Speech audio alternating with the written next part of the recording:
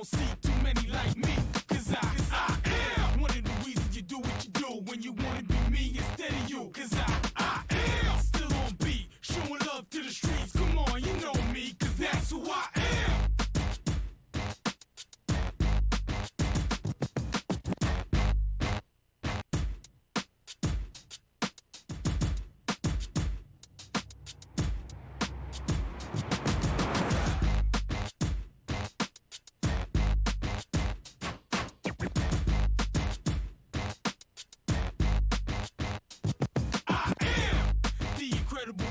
Only do things incredible can, cause I am the seed of a chosen breed. You don't see too many like me, cause I am one of the reasons you do what you do when you wanna be me instead of you. Cause I am still on beat, showing love to the streets. Come on, you know me, cause that's who I am.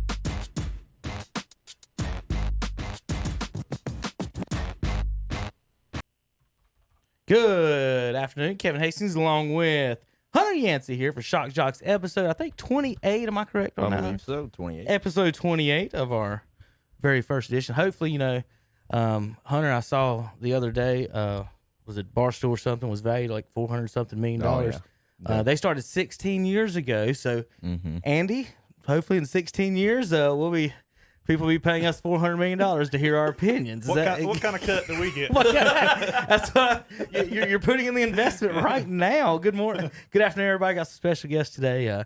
Chris Nelson here today for you folks. Oh, let's get our beautiful pictures up there. We can't say hey. I didn't get y'all's names up there, so y'all just got to deal with that. Chris is there in the top right corner in the blue hat is not a Duke hat. There is a friendly Duke sign behind him. I don't know if he noticed that. That's why I put him there, Andy. You see that one? Yep. Friends don't let friends go to Duke. Just say no. Although they misspelled Duke on that shirt, it's DOOK is in this house. But we are Duke affiliates here on KTC, so we got to do half friendly to him. But Hunter holds no bars. He doesn't like the Maiden or the Duke Blue Devils, so no Devils for Hunter. None for him. He's a Bandy's native. So first thing we like to do with our guest, our other guest here, Andy Sain, he's in the all yellow. He's got the yellow sticker, What's Up Shopper in front of him there, and the yellow shirt. So he's What's Up Shoppered up. What we like to do, Chris and Andy, is kind of introduce ourselves by telling what teams we like, growing up / now. So we'll start. We'll do as quick as we can. So just who's your favorite NBA team? Do y'all have a favorite NBA team? Like, that's my team, or do you, or not, or a lot of people do or don't like around here. It's kind of weird. Growing up, obviously the Bulls, but I've been a LeBron fan the last 15 years. So wherever he's at, my current team. Wherever LeBron is at. Bandwagon. So LeBron I hear you, Andy. Andy's pulling for whoever the favorite in the finals is apparently for the last 25 years. Not the Warriors. Why not the Warriors? Get that a little bit closer. Just slide you a seat over a little bit. There you go. Why not the Warriors? And you'd think someone who likes shooting would like to see him shoot the lights out like that. That's fun. I got tired of the Steph Curry shimmy. Oh, the Steph Curry shimmy. Couldn't tolerate it anymore. Huh? 400 a year is too many. Too many shimmies. 400 a year is too many. I gotta adjust Hunter's camera there and get him all set up there. Got to move some things around. Chris, what about you, NBA? Okay. You didn't grow up around here, so you're a little... Well, you did in Stokes County, not as... Right, I grew up in Stokes County, North Carolina. My favorite player growing up was Larry Bird, so I pulled for the Boston Celtics as a kid. But when Charlotte came to existence as the Hornets, I started pulling for them. So you'll remember, and people won't, that was back in the 80s transition into as Jordan being the star... That was a big argument early in Jordan's career because he hadn't won anything, and he's 22 of Bird, and it was Bird and Magic. When all of a sudden, it turned into there's a lot of Bird fans that would say he's better than Jordan, up until Jordan started winning the games. There was a big argument when we were little about that, and I remember kids and adults, even a lot of people saying that up until then Bird's back started going out and such. Because the last year that Bird was healthy was 1988. He made 9 first-team All-NBAs in a row his first 9 seasons. And then his back went out. He had, I think, twin Achilles surgeries. But basically his body fell apart after 9 years. If you want to say Bird and Magic accomplished more in the 80s than Jordan, Okay, I think that's fair. However, when Jordan went into the 90s, Jordan's the best. And I like some of the fun stories though back from the 80s. You remember the was it the 84 Olympic team that Jordan was on played the NBA All-Stars, and him and Patrick Ewing smoked the All-Stars in that. A story from North Carolina is Jordan's freshman year, and the freshmen didn't play with, they weren't supposed to play with the starters, right? So when they first started, Jordan was on not on the non-starters team, and they lost the first game, and then Jordan won every other pickup game while he was at school. They kept him on the second team against the starters while he was there, and he just kept winning. And he never lost a single game at the school. Doesn't surprise me. Couple of we'll just get on a couple other things real quick. So let's move on to, let's say, while we're in basketball, college teams. Either one of you got specific college teams? Well, Kevin knows I like Duke. I'm one of the rare breed that pulls for both the Tar Heels and Duke. Andy is the ultimate fence sitter. Look at Hunter. There's no way. That's just no. I don't know what lab. Now Andy is Jason's brother. I don't know if I can't remember if I told you that yesterday. I don't know what lab you were created at. It just came on lately. It was all Tar Heels. Probably when Jay Williams got to Duke. It's kind of when I started appreciating Duke's basketball. Does it bother you that the Duke point guards look like the Blue Devil, and so does Coach K? Johnny Dawkins, Jay Williams. Actually, Johnny Dawkins wasn't the point guard; he was a shooting guard. Tommy Amaker was the point guard. Well, Dawkins has the pointy ears too. Either way, he looks like the Duke mascot, and Jay Williams and stuff. I don't know what goes on. Bobby Hurley looks like they just punched him in the face every day. They always have a bunch of punchable players. Punchable players. Duke does. Yeah. So now you just pull for all of them. Yeah, that's the way I'm covered. Andy. I started pulling for Duke when I was in third grade in 1986. That was the year they had Johnny Dawkins, Tommy Amaker, Jay Billis. I was about to say, were you a big Jay Billis fan? Is that what got you on the Blue Devils? Mark Allery. Danny Ferry was a freshman that year, and they had David Henderson. They made it to the championship game, but they got beat by Louisville, I think 72-69, lost by 3 points, something like that. So around third grade is when I started pulling. All right. What about baseball, Chris? Got a baseball team? In the National League, I like the Atlanta Braves. All right.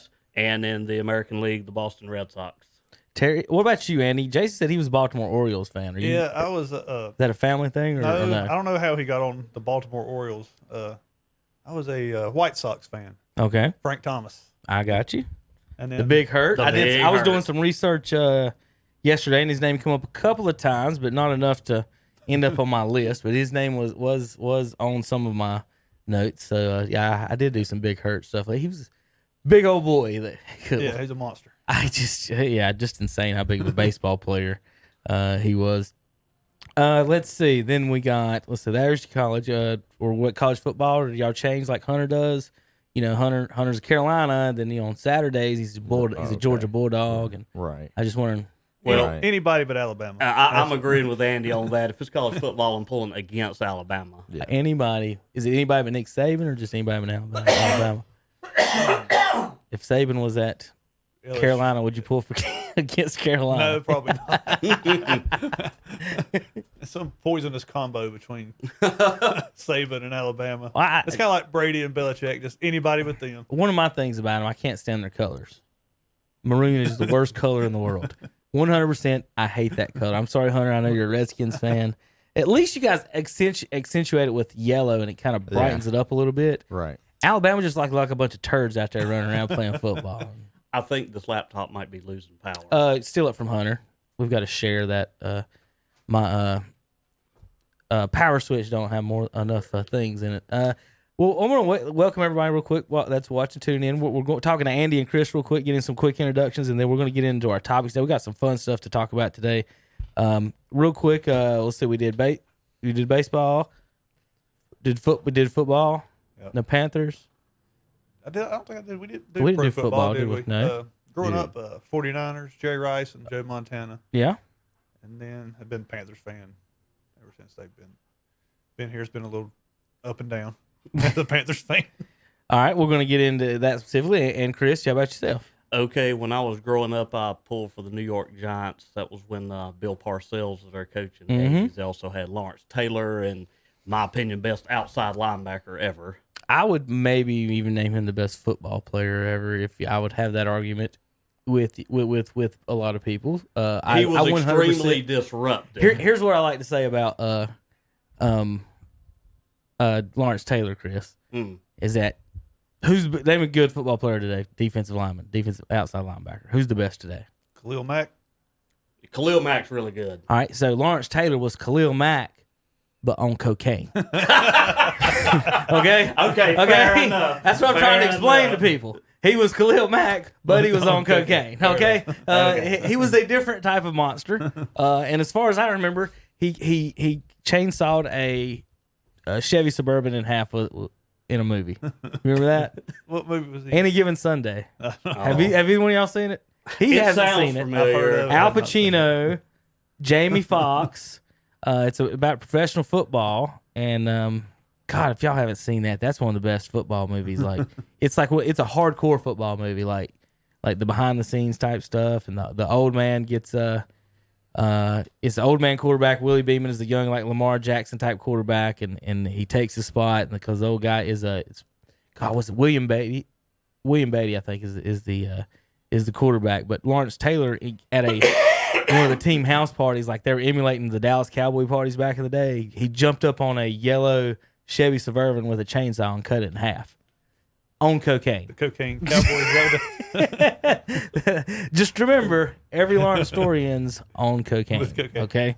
All right. So, Hunter. Yeah. I'm gonna let you choose first topic. So I gave these guys some notes, but I'll let you choose where we start first because I didn't send you the notes. So we can preview you some UNC Duke. We can talk Carolina Panthers and Cam Newton. We can talk how bad the Hornets suck. We're going to let you do an XFL preview at the end of the show. We can talk Trout was overrated and it's not a stat. And then we're going to talk NBA Park all-time lineups and an NBA Mount Rushmore by position. Well, since a lot of our viewers, as of right now, are local, we will go ahead and preview the Duke, North Carolina Part 2 basketball game. That will be happening tomorrow.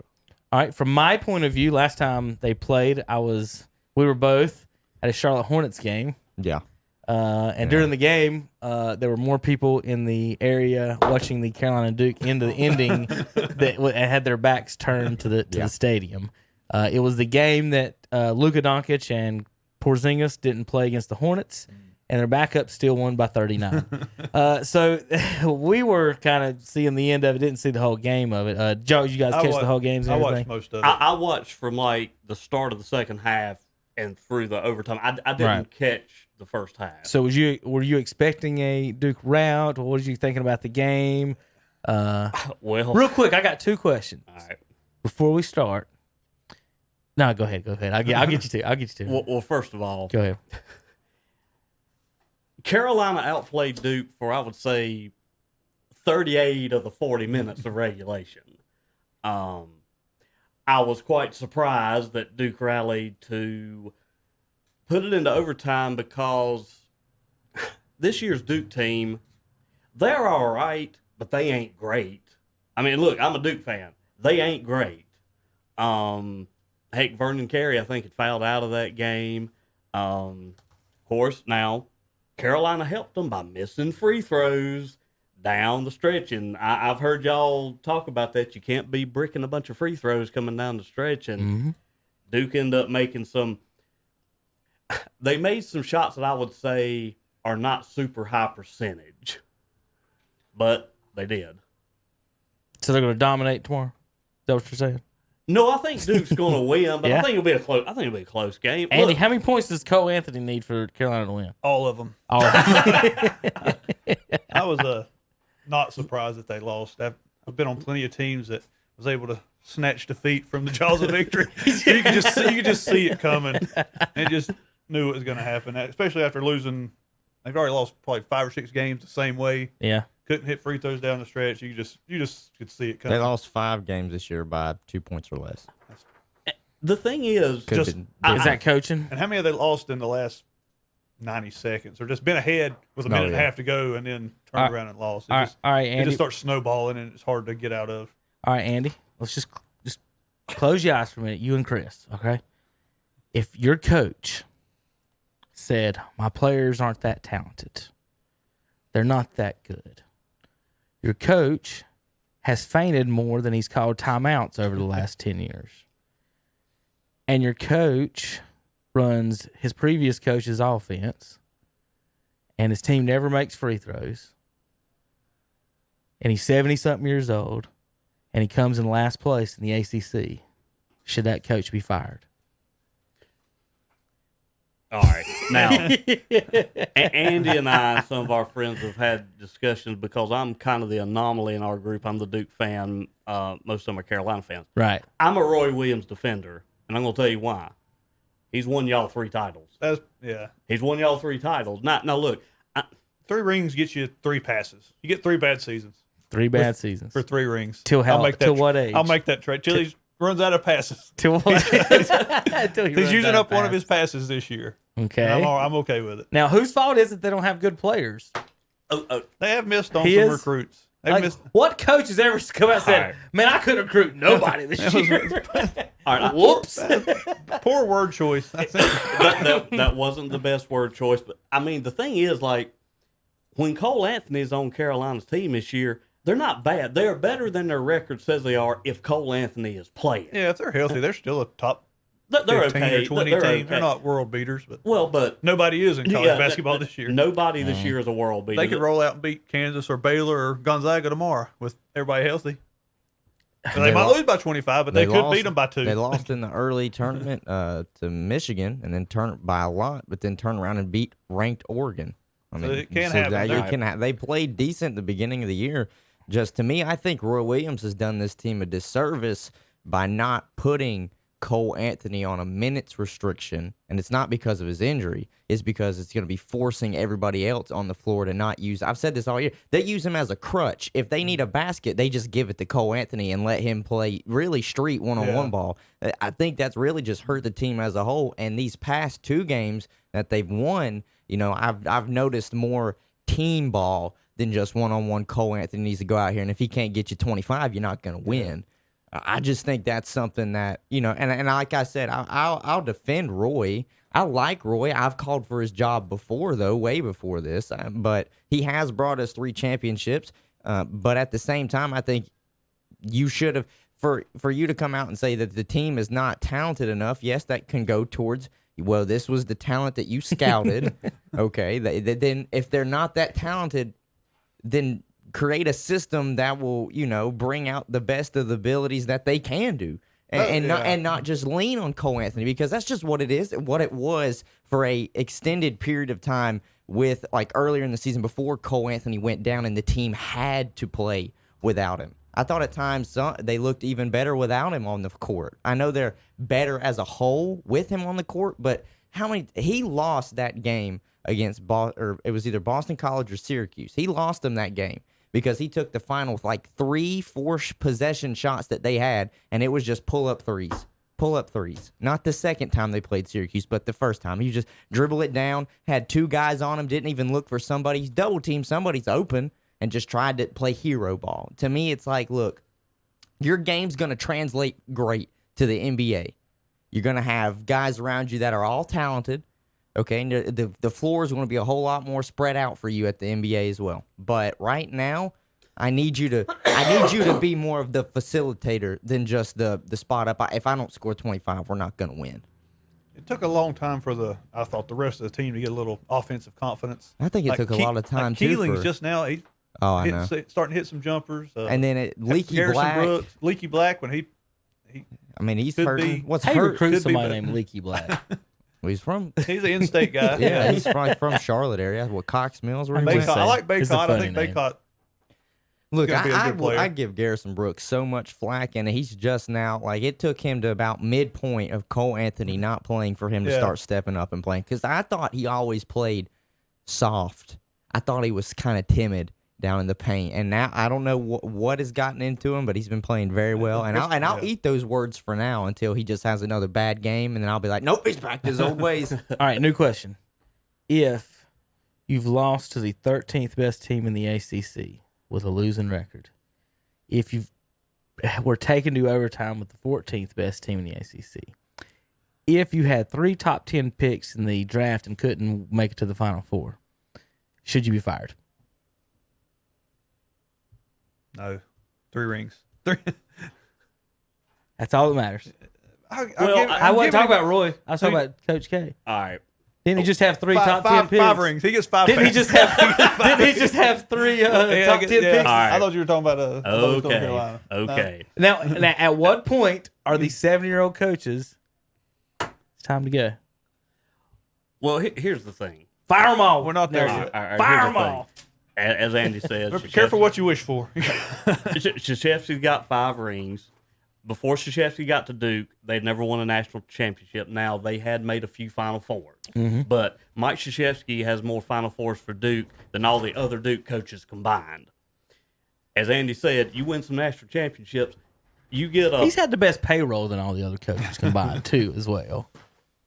Well, not Zion didn't not, come not, cheap. not, Zion didn't come cheap, Nelson. Clemson said they were trying to pay him and didn't have enough. That's what the guy All right. in the NCAA investigation said. when you have one and dones, of which Mike Krzyzewski for a while kind of resisted the one and done. The first player who left early was Elton Right. Brand. Before that, basically everybody stayed there 4 years. So he has transitioned from 4-year guys to a lot of one and done guys. When you recruit one and done guys, you may have a draft class when you have Zion and R.J. Barrett, number Cam 1 Reddish. pick, and Cam Reddish. Like we got Hey. 3 lottery. But look, this year. Now, Vernon Carey probably will be a lottery pick, but there's nobody else on that team I think is going to get drafted in the first round. You're not going to hit a home run every single year. Sometimes you're going to get Zion and Barrett, and sometimes you're going to get role players. Shoot, I feel like Coach Calipari does that every year, but we won't look into that either. And he's only won one title with all Hey, that. What, at Okay. Kentucky, yeah. With all that was talent? Anthony Davis's team. That was all Anthony that Davis counts. and Michael Kidd Gilchrist and that crew. All right, Calipari has made 3 Final Fours, 2 of which got quote unquote taken away from when he was at UMass, and he had Marcus Camby. They went to the Final Four, that one got taken away. Derrick Rose in Memphis. Derrick Rose in Memphis, that one got taken away. So he's won 1 title. That's correct. Let's see. Trying to figure out how old Dean Smith was when he retired. But my point on Dean is that they didn't win it in 94, 95 with Rasheed and Stackhouse. They didn't win it with Jameson and Carter, and then he has to retire. I'm just saying, you can't start winning with 3 top 10 draft I think he picks. could have stayed as long as he wanted to. It's time to. Well, they could have. He could have. And like what I'm saying, but what I'm saying is, Coach K, is it too long when you can't win with 3 top 10 draft picks? Well, You're getting beat by teams that ain't even got any draft picks. Stuff happens. You run into a team with 5 fifth-year seniors, they're going to be a good basketball team. Michigan State. That's what they ran into. Yeah. They ran into a what is it? He was like a junior then. Cat Junior led Cassius Winston Michigan State team, and Cassius Winston put that team on his back. Yeah. You just run into older guys sometimes that are. It's funny you A little further mentioned along. like 94 He was and 95. 66 when he retired. It's funny you mentioned 94 and 95 because Andy and I just the other day were having a conversation about Dean Smith, and I said, in my opinion, in back-to-back years, he had his best coaching job and his worst coaching job back-to-back. 93, they win the title, and their best player was George Lynch. George Lynch never made an NBA All-Star team. Now, he played in the NBA a long time, but that wasn't some superstar. Then the next year, they have basically everybody back except for George Lynch, and they add. George Lynch carried the Sixers to the finals. No, he didn't. Okay.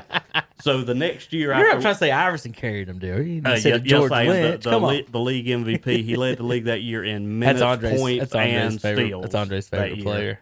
Talking about 2001, where they ran into a great Lakers team who only lost 1 game in the playoffs that year, 2001. But anyway, so in 94, Dean Smith, all right, so George Lynch, he goes to the NBA. They bring in Jeff McGinnis and Rasheed Wallace and Jerry Stackhouse. They get beat in the second round of the tournament by Boston College. Bill Curley. I don't think that was a good coaching job, but the 93 team, I think that was his best coaching job. Well, it's the same. we talk about baseball. I talk about the Cardinals. Their championship team in the early 2000s. I think it was 6. Talking about the 183 games. Yes, that was by far not the best team they had in that 10-year. It was probably the worst team they had in that 10-year stretch, other than the team that won 79 games that didn't make the playoffs. And then Dean Smith wins with a 93 team and not the 4, 5, 6, 7, and 8 teams that Carolina did with all those stars. And then think about all the players. See, Jordan won his freshman year. They still had good teams after that, like 83 and 84. But now look, that 82 team with Jordan, you got James Worthy on that team. You got Sam Perkins on that team. So I mean, you got some dudes on that team. Mm-hmm. Oh yeah. So I would fire Roy and Kay right now. They're both 70 years old. They're 5 years older than Dean Smith was when he retired, and they're losing it. I just gave you why they're losing it. All right, so who y'all got Saturday? Carolina by 10. What's the spread? Anybody know? It was 10 at 9 at Carolina when they were at Carolina.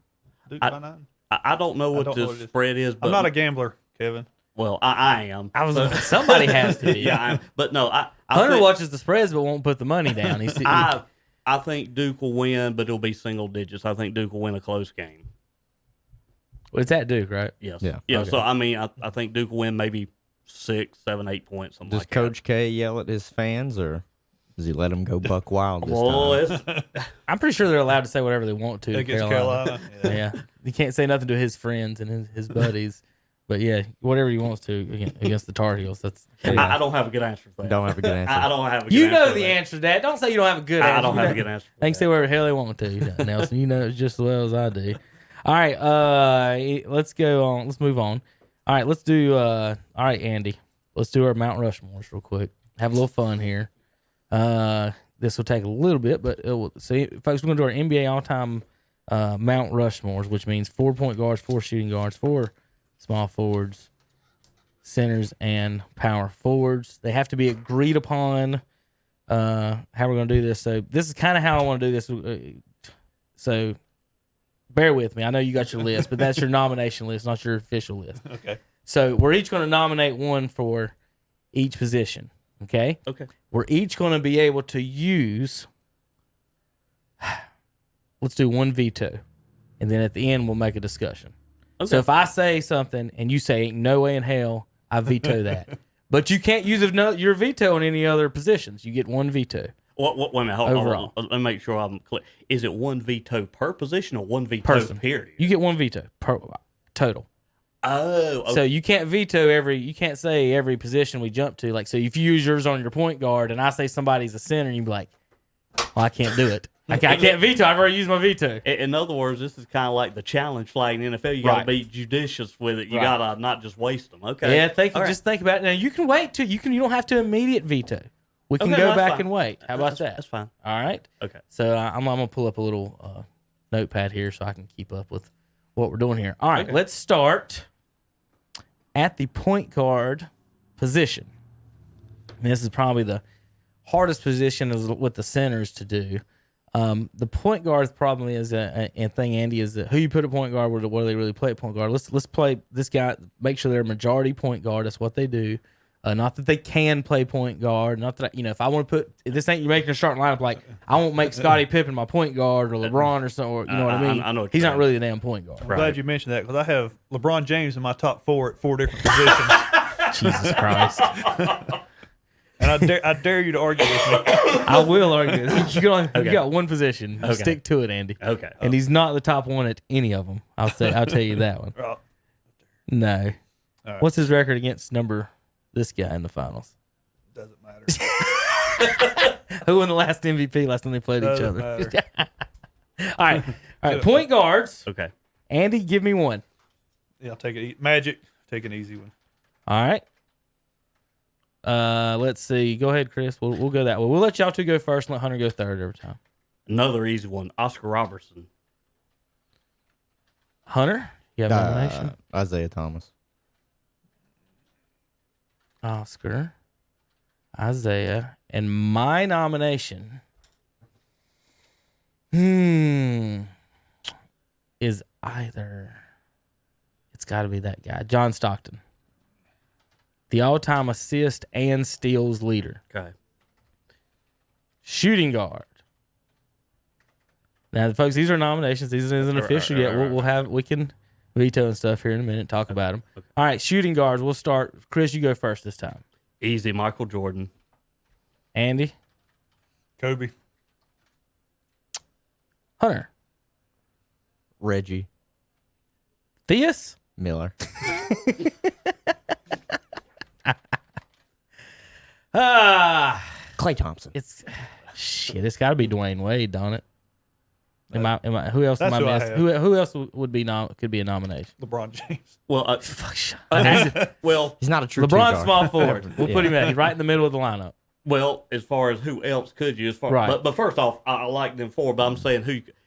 If you consider Clyde Drexler a shooting guard, yes. I think he's somewhere in. Well, there. they didn't draft Jordan because he played so much guard. Because didn't they play Jerome Kersey a lot at small forward there?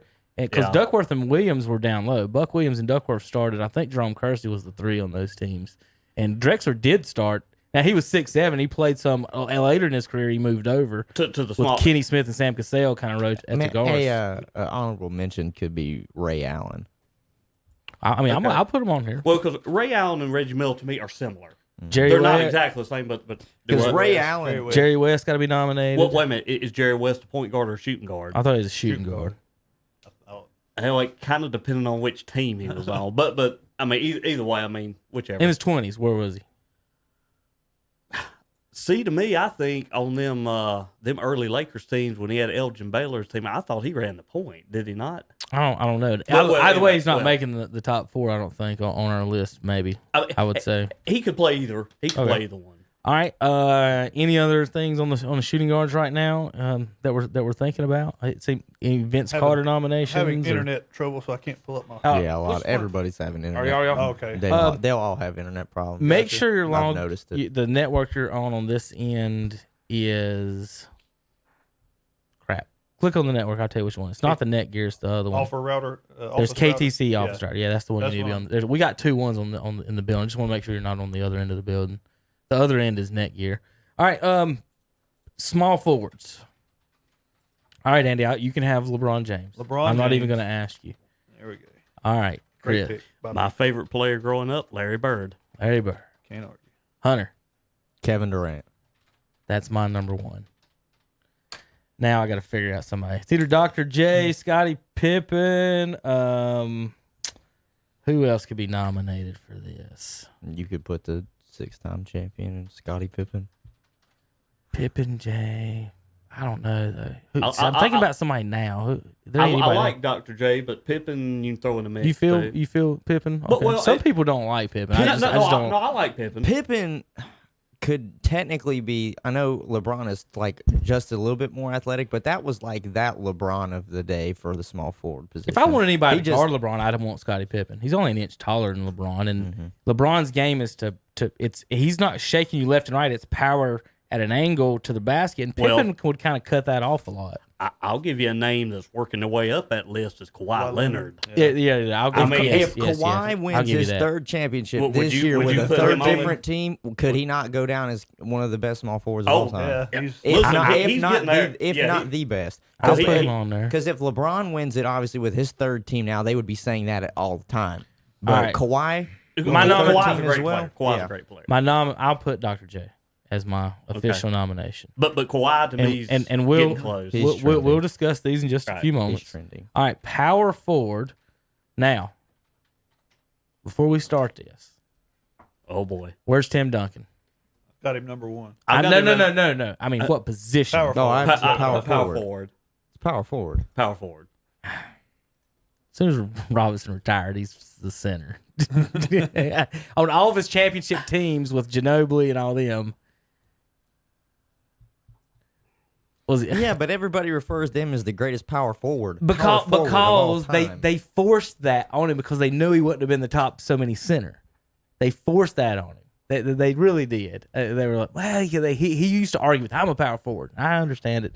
But if y'all want to put him on there, that's fine. That's 3-1, sorry. I understand. He's power forward. I can also do this 3-1. Okay. Go ahead, Andy. Kevin Garnett. I was going to say Kevin. Dang it. I actually have him as a small forward. Is he more power forward? No, he's power forward. Okay. He's power forward. We come up with a lineup the other day.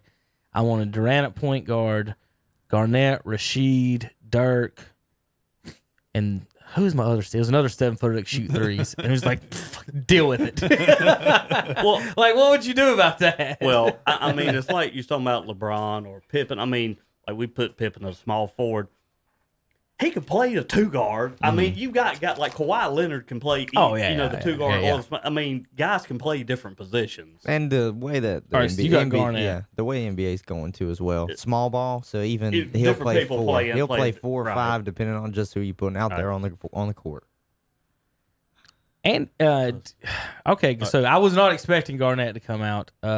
I don't have any problems. I think he's very vastly underrated especially when they start talking about the transition of big men. Is it because he being only able to has shoot. one championship? And he's a with jerk Boston? too. Well, yeah, I mean, he's not exactly the nicest guy in the world. Rashid got a way worse rap than he does, and he's as nice as he can be. He's just country. I mean, Rashid is. So just, who's on the nomination list? he said Garnett. Okay. Give me a power forward that you got. Charles Barkley. All right, that was going to be mine. So I got to back up if that wasn't. If someone else named him. Then I'll say Tim Duncan because he's not been put up there. So Duncan. All right, I'm going to say Dirk. And to me, the only name I would add to make it like, choose a 4 out of 5 is Karl Malone. That's who we just put in on that. To Honorable me- mention was Karl Malone. Well, to me, that's the top 5, and to me, then there's a gap. Well, to me, there's an argument. That's what I mean by position. Because if I say I think Duncan's a center and Garnett's a small forward, then Malone is He on there. And so that makes a difference. If I put Garnett at small forward, I might have him in front of Dr. J or Pippen. I'm not sure. Garnett's 7 foot. He's got to play power forward. He can't play small. Who? Any other power forwards? You want to put Sean Kemp on there as a power forward? No. He was outstanding for a couple years, but not all time. I would say. well, it's kind of like What about Kevin McHale? Oh well, Kevin McHale for about 3 years was great, but he just didn't have longevity. Like you talk about 85, 86, 87. I mean, he was like about 25 points, 10 boards, 60% from the field, but 87's when he broke his foot and continued to play, and then he wasn't right after that. Well, I'm glad you said Barkley other than me. I'm usually the person that has to defend him the most on these shows because I just think he was vastly underrated. He was leading scorer on Dream Teams 1 and 2. Right. And people don't even think or know. A lot of people don't know about that. One of those had Jordan on him. The other one had Shaq. One of them had David Robinson. Was he on both? He wasn't on the second one, was he? Was Robinson on both? No, he was just first one. Not just the first one. But Barkley's the only one that won an MVP over Jordan in those 6 years, right? 6 championships. Jordan had 5 in those 6. No, all right. So Barkley won the MVP in 1993 after he got traded to the Phoenix Suns. Now, Karl Malone in 97 won the regular season MVP. Jordan won it 96, 98. So one of Jordan's MVPs was not a championship season? That's correct. 1988. Okay. When he was also Defensive Player of the Year. Right. I mean, you look at his stat numbers that year; they were pretty ridiculous. Has anybody done that since? Nobody's ever done. What's Since, that? MVP and Defensive Player of the Year? Yes. Hakeem Olajuwon, 1994. Ask about guards now. Has a guard ever done that? Oh, I saw that. Has a guard ever done that? Not named Michael Jordan. Probably not. Giannis could get it this year. What? MVP and Defensive Player of the Oh, Year. yeah, he's miles ahead of everybody right now. Talk about somebody trending up. Yeah. Giannis.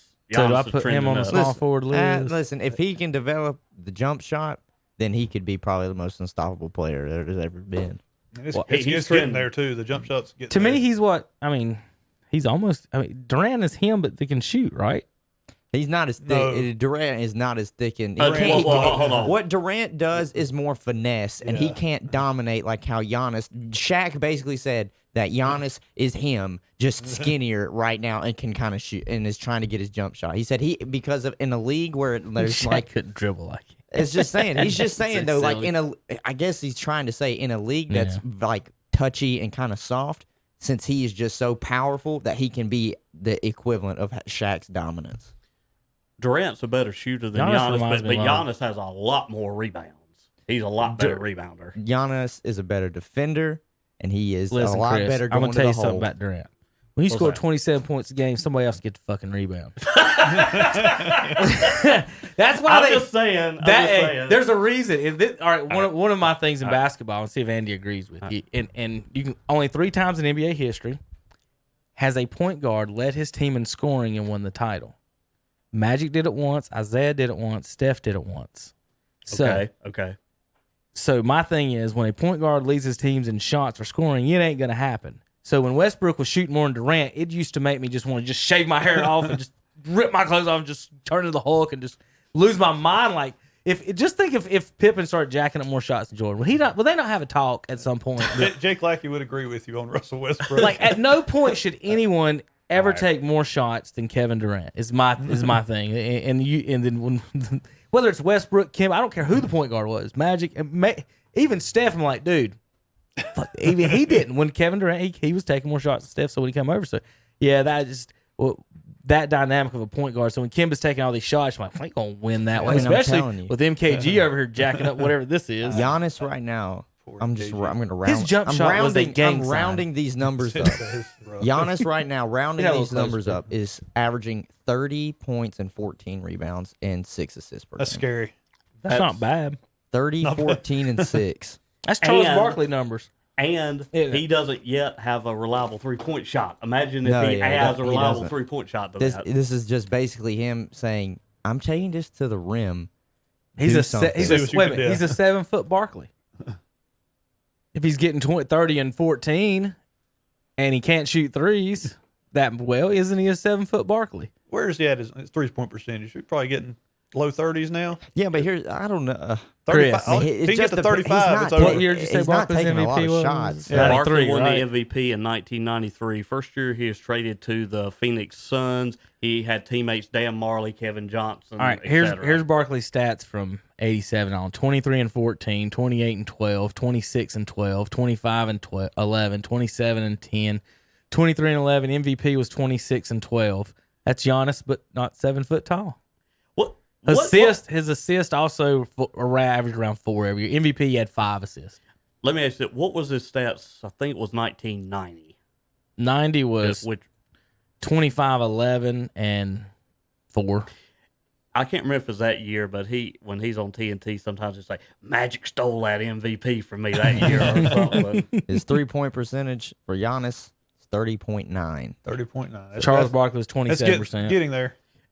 If Giannis can just get to 36%, Yeah. just 36. We're not asking him to be Steph Curry. No, nobody's Steph Curry. No. I don't know why anybody worries that he shoots the threes. I would put 4 3-point shooters on his team and just Well, do whatever he wants to. Because last year in the playoffs, He don't got no- Toronto team defense. He don't have a him. reliable second person that can just get Who?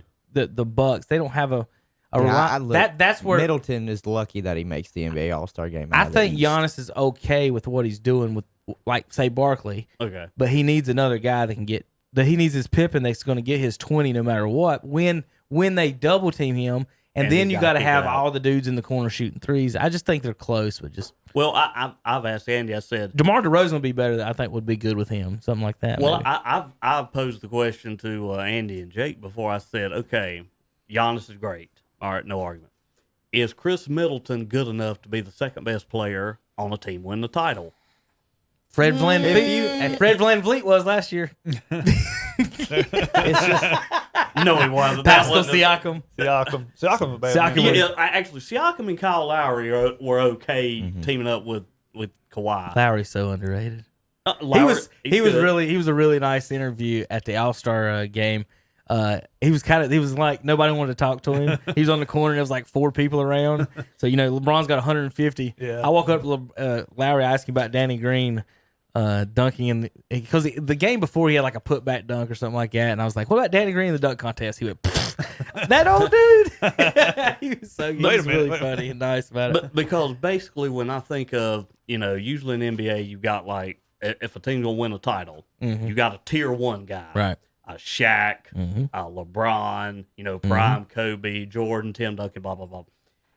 And your number 2 guy is like Scottie Pippen, not a dominant guy, but a really good second banana. You normally don't win a title if your second best player.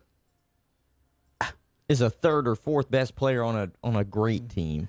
Or is a borderline all-star, and the only reason he makes all-star is because somebody got hurt or And he something plays like in that. the East. Right. That's Chris Middleton. The last time I remember that, okay, the 94 Houston Rockets. Now, I said 94. The 95 team was when they traded for Clyde Drexler. Right. So that's fine as a second option there to Hakeem. Was Otis the second leading scorer on that team? Okay. 1994, Hakeem. Arguably his second best player was Otis Thorpe. And y'all don't think of Otis Thorpe as some really good player. But what they also had is Kenny Smith, Sam Cassell, Robert Ory. All Vernon Maxwell. Basically, you had Hakeem in the post, Otis getting rebounds, everybody else shooting threes. All right. So, and Jordan had retired. Maybe they don't win one if Jordan plays 94. So there's a couple of asterisks on that.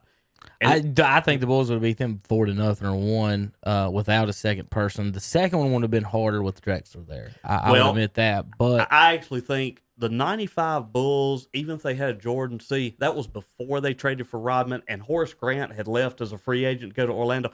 I'm not positive. they might have added somebody else, so we don't know what they'd have done if they'd have stayed. The 94th team, I think, could have won again. The 95 team, unless they added somebody, I'm not sure. But now 96, they basically got Dennis Rodman for free, basically. I was ready to get rid of him. He's an older player that nobody knew he was going to play 5, 6, 7 more years, whatever he did. I mean, he was just the best rebounder in the league and one of the best defenders. That's what a lot talking about some of these folks, I would put, if you're going to run LeBron at me, Andy, I'm going to guard him with Rodman. Tell him have a good game, LeBron. Just good luck.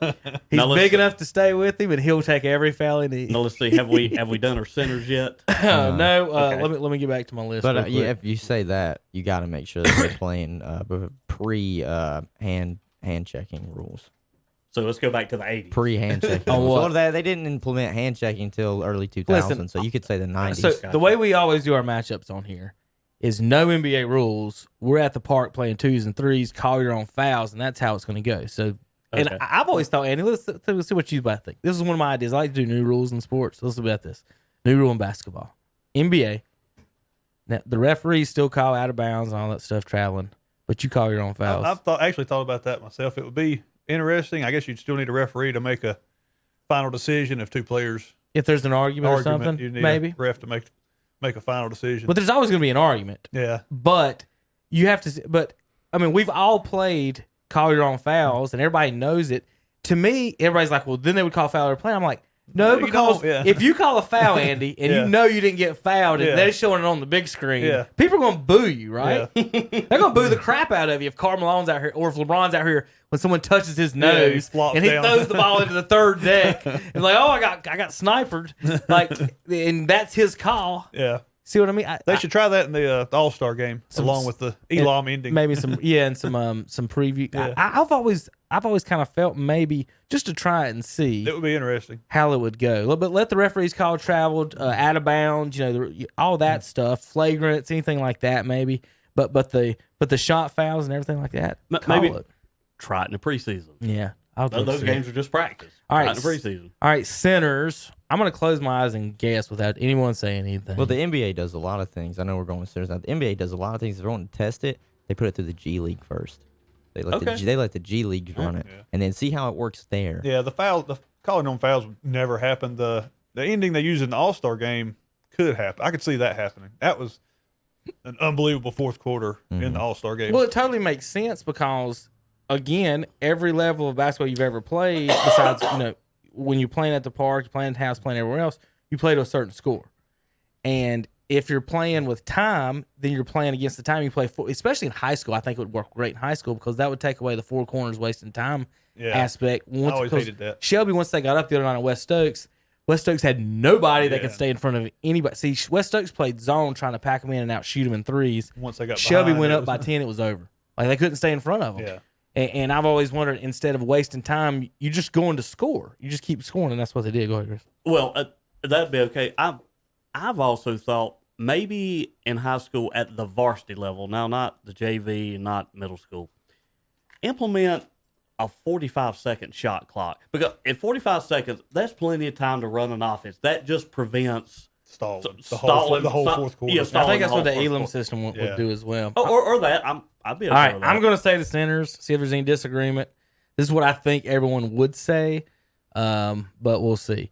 Wilt, Russell, Kareem, and Shaq. Correct. Is there anything that I missed? I'm good with that. Yep. Because my neck, just for the record, my next two would be Akeem Olajuwon and Moses Malone. That'd be my 5 and 6. Now, let's do it this way. Since 1990, centers. So that takes off Wilt, Russell, and Kareem.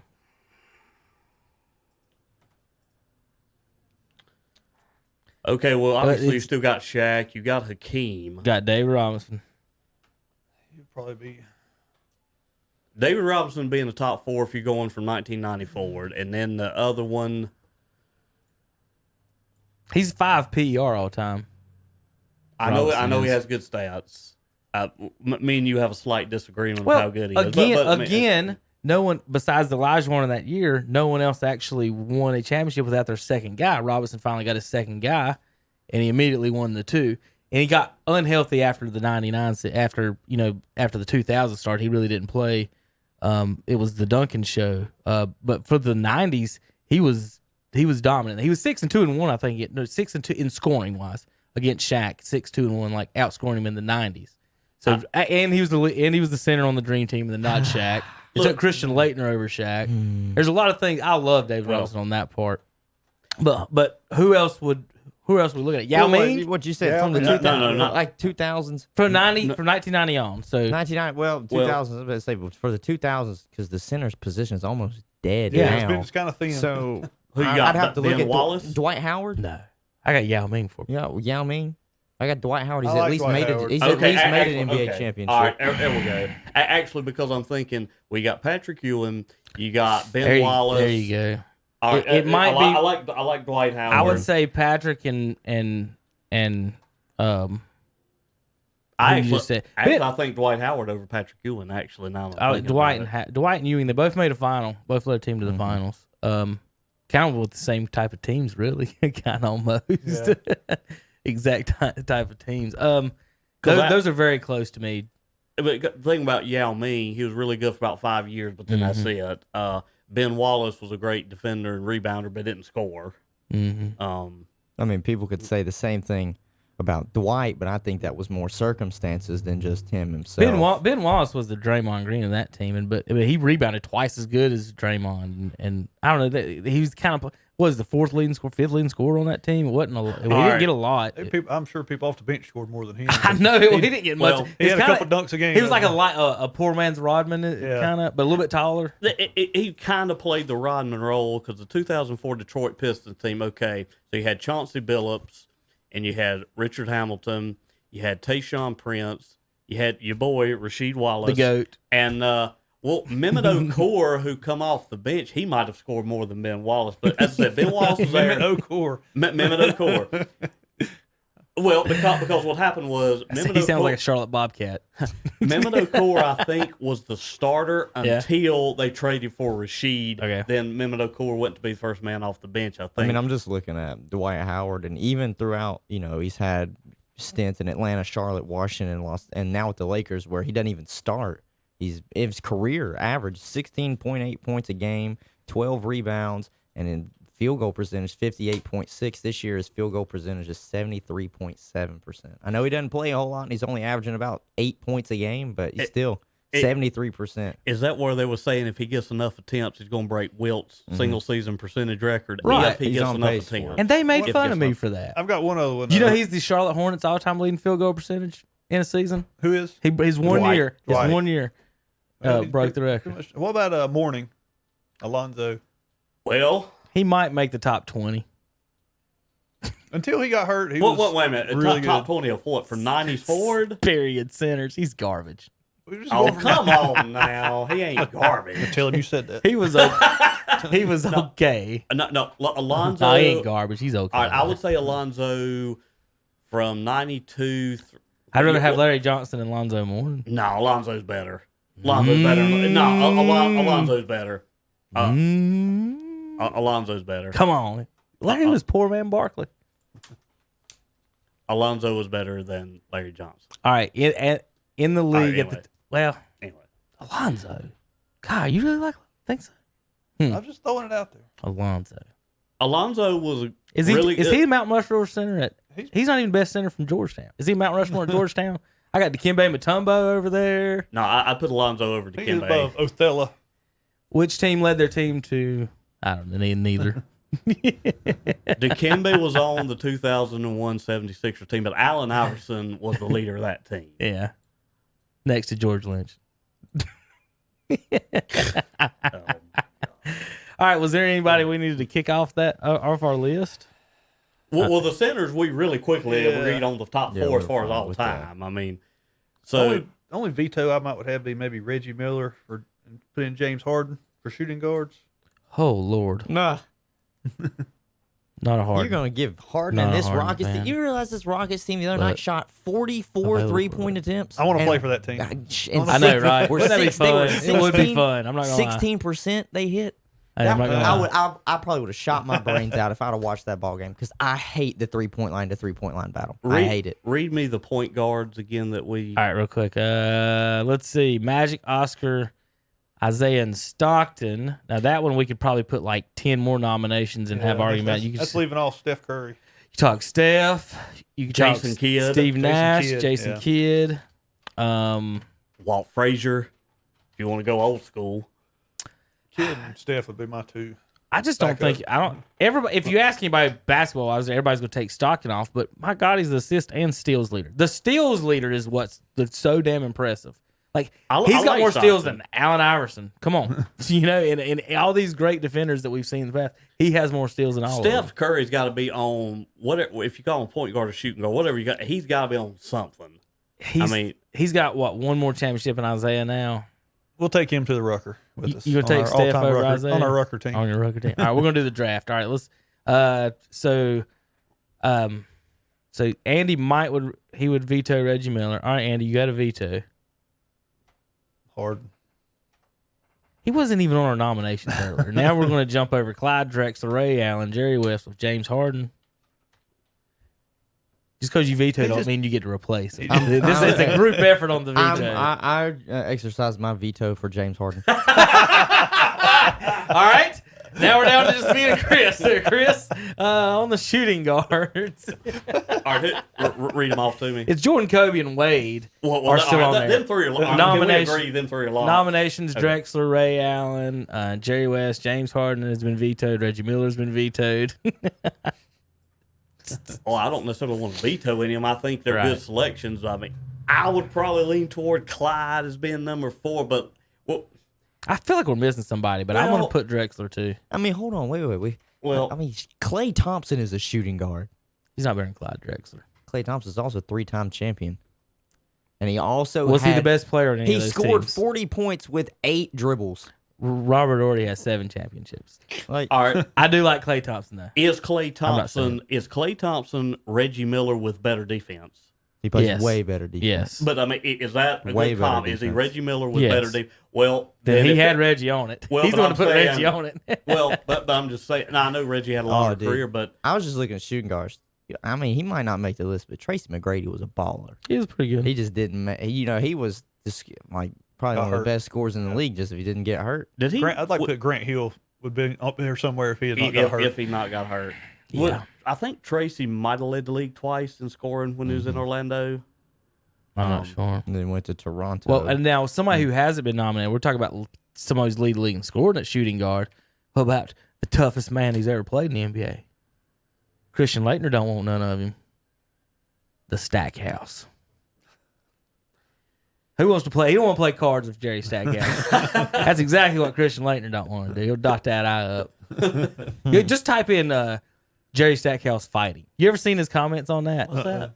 Jerry Stackhouse. Well, first of all, he got in a fight with Christian Laettner over a card game on the plane. He blacked Christian Laettner's eye. If you type in Jerry Stackhouse fight, there's all kinds of videos of it in the games. He's down. Whatever's going on, Stackhouse is down. Okay. So I just put it that way. When we're talking about going to the park, Andy, Stackhouse was down. It's But- Stackhouse your enforcer. But, is that what but you're one of saying? these guys was so they were interviewing Stackhouse, and he's got a country. You ever heard him talk? Like he's got a country accent too. Kinston. Is he from he's- Kinston? Yeah, he's from Kinston. Yeah. So Stack is country and he's about it. So they were like asking him about the fight, and he's like, Man, I didn't start none of them fights, and I just had to finish. He just grinned as just big as he could be. Everybody trying to pick on me, and he's the one Kinston's finished. had what 3 NBA players in the last handful of years? Brandon Ingram and Stackhouse and Reggie Bullock. Bullock. Is Bullock from Kinston? I know. And Kinston's not a huge city. That's who beat East Lincoln. Brandon Ingram's got 4 state championships. Yeah. Yep. Because he was there his freshman year with Reggie. Reggie won it, and then Right he won on. the 3 years after. We went to the one where they beat East Lincoln. Oh, we went to. You're right. When Brandon Ingram was a senior, when Right. they beat us, and I then was we went. broadcasting that one. Then we went the next year when East Lincoln lost to Farmville Central, in which there was, in my opinion, some questionable foul calling Yeah, in that that fourth was quarter. very that was very physical. I saw the 2014 state championship with Kinston with Brandon Ingram in it, just because Bandy's was there for women's and we had lost, so I went over there and watched him. And in the first half, he did nothing, so we left. But he went off in the second half and they won. And I was like, He wasn't well, missed him. overwhelming in the game. He was still the best player. He was of the still court, best but player. I Still best did player. not see him becoming No, what I he's thought- become. No, Chaz was physical. It was pushing him around. Yeah, I mean, All right, real quick, let's go over He's some. built Of the, just like Kevin Durant. Yeah. just like Kevin Durant. he's fun. He's fun to watch now. all right, really. we're going to the park, boys. Like it. Going to the park. 2s and 3s. Call you on fouls. So hand guarding is okay. You can foul. You can hack somebody when they go to the line, make them cry. You don't want James Harden out here. You just got to check it up. You ain't gonna pump fake me 3 times or 20 times, whatever he does in that bullshit. So basically, park rules. The way we like to do this. For an example, to give everybody an idea, if I'm going to the park with the Tar Heels, okay, all-time Tar Heels, I'm taking Jordan, Stackhouse, Carter, Rashid, and my 5th one is an argument. My 5th one I'm going to match up depending on what Nelson does. If I'm just playing basketball, I'm taking Anton Jameson. He's the best basketball player they had. No. Who'd I say? What about Tyler Hansbrough? You're not taking No, him? not to the park. Oh, not to the park. Okay. If I want to get in a fight, I'll take Hansbrough. If I'm ready for Stackhouse to get into action, I'll take Hansbrough because he's gonna get in a fight boxing people out. Ain't nobody boxing out down there. Look, but I'll man. take Jordan, Stackhouse, Carter, not Jameson. Tyler and Watson. Hansbrough dunked over a 7'6" guy in college. Sorry. Let's not forget. You talking about Kenny George? Yes. I didn't mean to say. Instead of James, I'm taking Worthy. Sorry, Jordan takes Worthy and everything. So Worthy, Rashid, Stackhouse, Carter, and Jordan. I'm like, That's a good lineup. what are you gonna do? That's a good Now, lineup. my 6th man, just in case this boy brings Zion in, I've got a matchup for Zion. Yeah, well, yeah. I mean, there's a 280-pound guy who can jump out of the gym. Of course, I'm bringing him to the park. You know who our matchup for him is, though, don't you? We got somebody D him up with no problem. Who's that? He's gonna push Zion around. Who's that? That Zion's gonna look like a little girl out there. Come on, Nelson, think about it. Y'all gonna have to check Zion out because he ain't gonna be able to get to the basket. Julius Peppers. Oh, Ooh, didn't think about that one, did you? Remember, that's we're at the interesting. park. You're at the park. You're at the park. unlimited fouls. 6'8", whatever he's taller than Zion. Actually, they're about the same size. Aren't they? They're are, about aren't the they? same Nobody size. ever thinks about that because we was talking. Somebody else mentioned it. He's like, "Who's gonna guard Zion?" I'm like, "Peppers." He don't have to score. I got Jordan, Carter, Jameson. Who cares? Peppers can just stand in front of He's a Zion. body. He's extra Bully body. ball. He's one of those guys where like stand at the 3-point line. Just No, give what me if- space, but on defense, I want you down low. Down low. Peppers, whatever happens, when Zion's in the game, you're in the game. When they take him out, you go sit down and get you a Gatorade, and we'll outscore everybody from there. I Yeah, hadn't fair- thought fair of that. That's pretty good. I like that. I like Julius Peppers off the bench. All right. So this is what we're going to do. Each of us is going to get a blacktop team, 5 NBA players all time. We'll do a draft. Okay? I'm going first and the last 4. Okay? I will pick Jordan That's all. I think all of us would have first. done that. Hold on. No, everybody. You never know. I'm going to pick Jordan first, Okay. and my 4 other players have to be white. So this is just going. Okay. All right. And I'm going to beat you. Jordan and the white boys. I'm going to the park. I'm probably taking. All right, we're ready. It don't matter. Here we go. Do we get to pick like? We're going with the picks right now. Hold Okay. on. All right, first pick, I'm going Jordan. Andy, second pick overall. Who you got? I'm taking Durant. Durant. If we're going to the park, Chris Nelson. LeBron. Hunter. Shaq. Don't make me bring Peppers out here. Okay. Okay. I'll take the 7'2" guy. All right, Nelson, I'll give you the next pick. This is going to be a random rotation of picks. Y'all just do it. Hunter, you're going third every time. I'm gonna throw Andy a curveball. I'm gonna take his boy Wilt Chamberlain. Are we going just off of Yeah, everybody I that we threw you a listed? curve No. on that one. Oh, Name anybody you want. You can name Julius Peppers. Go ahead. no, I'm not naming Julius. That threw Andy off. He's ready to pick him. I think. That's gonna be my number 2. All right, Yeah, Andy. I knew it. I knew All right, it. Andy, what you got? We're going to the park. I'm taking AI.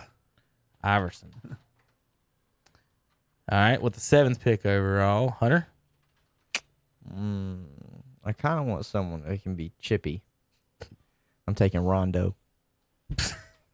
I didn't think that was going to be brought up. Hey, he's world champion, and when he was in Boston, he was damn good. It's your team, man. I like Rondo. All right. That was the epitome of street ball when he was out there. He can make some passes. Andy's turn. Pretty good on defense too. This is my all park teams. I'm taking Jamal Crawford. You know, he- when I had this idea, This is not where you saw it going. fuck no. Look. I thought I was going to surprise y'all with somebody. Y'all were throwing Rondo and Crawford. they're- I thought was never coming out of anyone's mouth. They're trying to lobby for because he's still Andy. unsigned. Yeah. He's Andy. a free agent The right now. Lakers, Andy. Yeah. This is all time basketball players, and with the 9th overall pick, This is totally different. This is going to the park. You my said. white boy team's about to smoke y'all. All right. Oh shit, Nelson, you go ahead. Magic. Magic Johnson. I expected to hear that name. I'll be What do I now with or without AIDS. His- Prime Magic. Magic Johnson AIDS are older than Hunter, by the way. Prime Magic. Late 80s His Magic. his AIDS are celebrating his 25th anniversary sometime soon, isn't it? I mean, maybe it's 90 older than that. That It's was about 30 okay. years old. 91, 92, All right. somewhere in there. Yeah, it was during the 91-92 season that is when he announced it because he like retired, but then they convinced him to come back for the All-Star Right. game, of which he won the All-Star game MVP. Then he played on the Dream Team. So Right. yeah, like 90, actually probably 91. I think you're right. I think it's 91. All right, Hunter. Yeah. Who you got as your 3rd pick? Give me Kawhi Leonard. Y'all are no fun. People were taking your picks. You had Jamal Crawford on your list. I'm sorry, Nobody they was didn't picking steal Crawford. him. They didn't steal. You could have waited till your 5th pick My for park, him, Andy. all park team. But you didn't have to pull him out at 9. Did you think I was reaching for him? I was all right. All right, that's Andy, Nelson, Hunter, then Nelson. Back to Nelson. All right. Kobe. 8 or 24? Rapist or non-rapist? 8. 8. Yeah, I take 12. Kobe 8. You do. That was prime. Prime Kobe. That was prime. All right, Kobe. Andy. Taking Kareem. You suck, Kareem. I was in the locker room last year with the Mavericks, and DeAndre Jordan called Doncic Kareem Abdullah-Doncic. That's close. He threw up a baby hook on somebody, and they said, "Oh, you're talking to Kareem Abdullah-Doncic over there." He got a deep voice too. It just rang out to the locker room. All right, Hunter. So far, you've got I've got a point guard, a center, and a small forward. Hunter has Shaq, Rondo, and Kawhi Leonard. Yeah. Defensive wise, it's a great defensive team. So I need a scorer. You took Kobe because I wanted to take Kobe next. I didn't see Kobe Somebody- get to the 11th spot. I'll say that Okay, behind Jamal right. Crawford and Rondo. Somebody already took Iverson, so Yeah. that's my 2 guard that's gone. Actually, I'm gonna take. Give me Dwayne for a 2 guard. Give me D Wade. All right. Wade for Hunter. D Wade's to me is probably one of the best mid range jump shots I've ever seen. All right, Andy. Well, Yes. Andy took Iverson. Andy took Crawford, and Andy took Kareem Abdul-Jabbar and Durant. I need an actual Rucker legend. You got 2 point guards, Durant, and I'm taking Joe the Destroyer Hammond. I don't even know what you're saying. I have no idea what Have you you just ever said watched to the me. Rucker Park 30 No. for 30 stuff? This is NBA. Who did he play for? He The turned- Cougars? he- according to this, he turned down a $50,000 offer from the Lakers. See, I And thought we was figured having with a ABA. real lineups here, and Well, I've you- got you- whoever the hell not Joe specific. Hammond and Jamal Crawford are, and Rondo. Whoa! Don't you disrespect Rondo? Give me an NBA player. Oh, crikey. You got a whole list of greatest NBA players over there. I'm fine. I'll take Giannis. You got Joe Ingles. I'll take the foreign guy. Giannis. To the Rucker Park. All right, so you got like that. Giannis, Durant, Andy's starting lineup has been finished. He has Crawford, Iverson, Giannis, Durant, Kareem. Now that's a fun team to go watch at Rucker Park. Okay, I've got to agree with you. Yes. All right, next pick is Nelson's. Finish off his. I Okay, think. so I have prime Magic, prime Kobe, Boring. prime LeBron, and just for clarification, I want the Wilt Chamberlain. Aren't you a Celtics fan over there? Yes, but we're going to the park. We're going to listen. And by the way, the Wilt I want is the one that averaged about 24 points, about 24 rebounds, about 8 assists, and shot 68% from the floor. I want that Wilt, and I'm rounding it out. With James Worthy. No, I'm rounding it out with Dennis Rodman. Jordan said he's taking Worthy to the park. But so I've got Magic, Kobe, LeBron, Rodman. So Chamberlain. you've got the Lakers and Rodman is who Nelson ended up with. The Celtics fan ended up with his all-time park team. Nelson's never played at the park. He has no idea what he's doing. All right, that's a fair statement. He's bringing Showtime, I'm bringing Showtime to the park. Now, Andy, remember, I'm a wrestler, not a basketball player. So Chris Nelson with the 15th overall pick in the draft goes Dennis Rodman. All right, Hunter. Yeah. So far, you've got Shaq. Monster. You got Rondo. Let's go over that. Rondo, D Wade. Who else than Shaq? Kawhi. Mm-hmm. And you need someone to go with Shaq. Give me KG, Kevin Garnett. Garnett Most of all, he's going to bust somebody's lip in a heartbeat. and Shaq. All right. So I first went. So you really want to call a foul on Kevin Garnett? You want to see how he reacts to it? Now, I thought I was going to have to worry about matchups with some of my white boys here, but since everyone else, y'all just shit the bed with y'all's teams, Nelson's the only one I'm really worried about here. Point guard. I'm going to the toughest point guard Magic's ever said he's played against, John Stockton. Okay.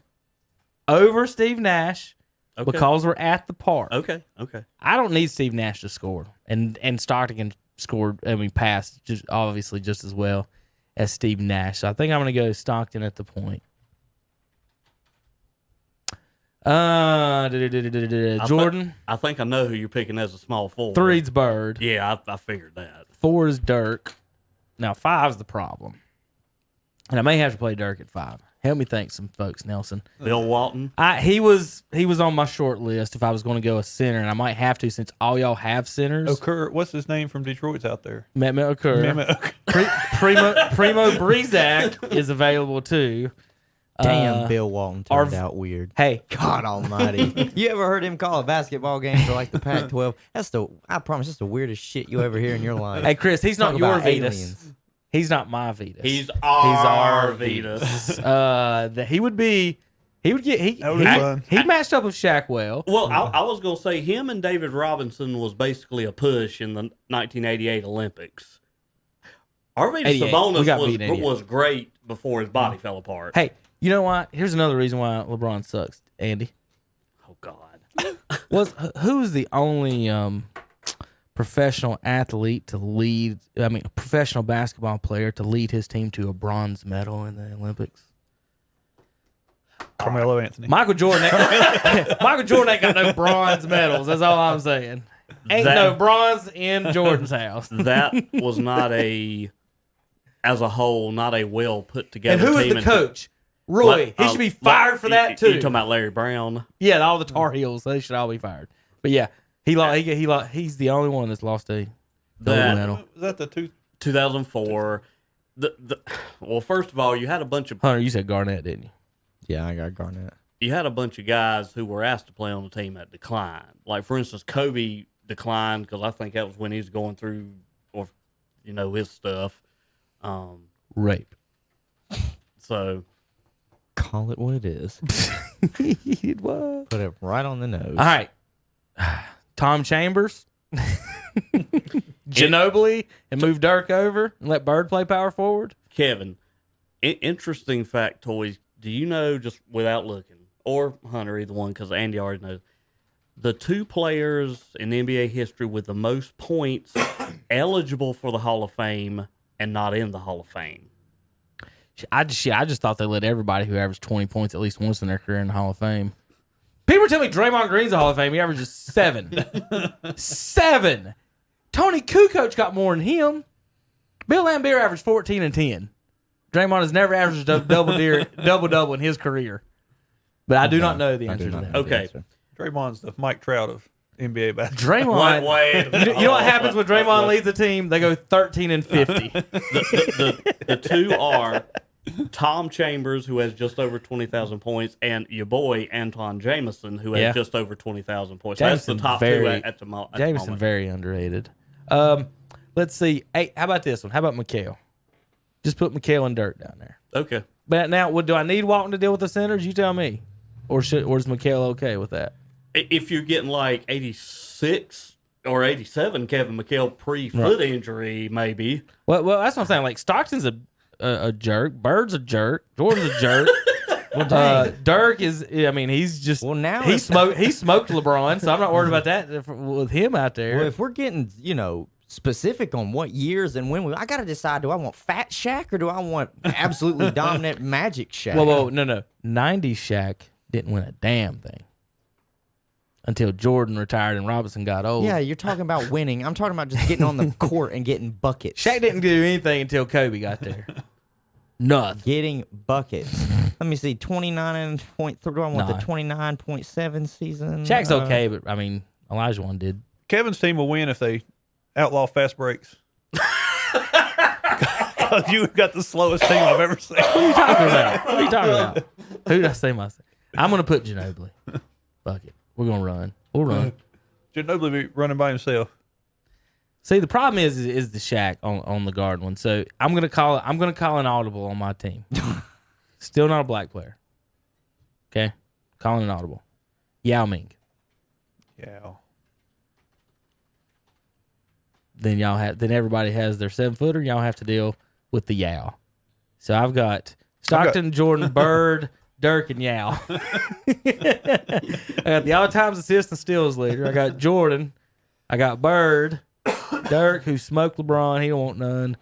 And Yao, who's bigger than everybody y'all have. So I'm not worried about Shaq. Not worried about Kareem. He can skyhook right into my Chinese block. and Wilt Chamberlain will get pushed around by the 300 pounds. So I feel good about my team. I don't know about Wilt getting pushed around by I'm disagreeing. He might weigh him. He might outweigh him by 100 pounds. I don't know about how much Shaq getting Wilt pushed around by Yao. I don't think Yao will even have the the quick enough step to be in front of Shaq on a drop step. Yao Ming can shoot free throws left-handed better than Shaq can. This is the park. Yao Ming might be able to shoot free throws left-handed better than LeBron can. I said, what's the park? We don't go to the free throw line. How could Yao be a better free throw shooter than LeBron? Andy, answer me that one. That is a tough one. That's always been Is that LeBron's and I'll tell you bugaboo. why. I'll tell you why. See if you agree with me as a shooter.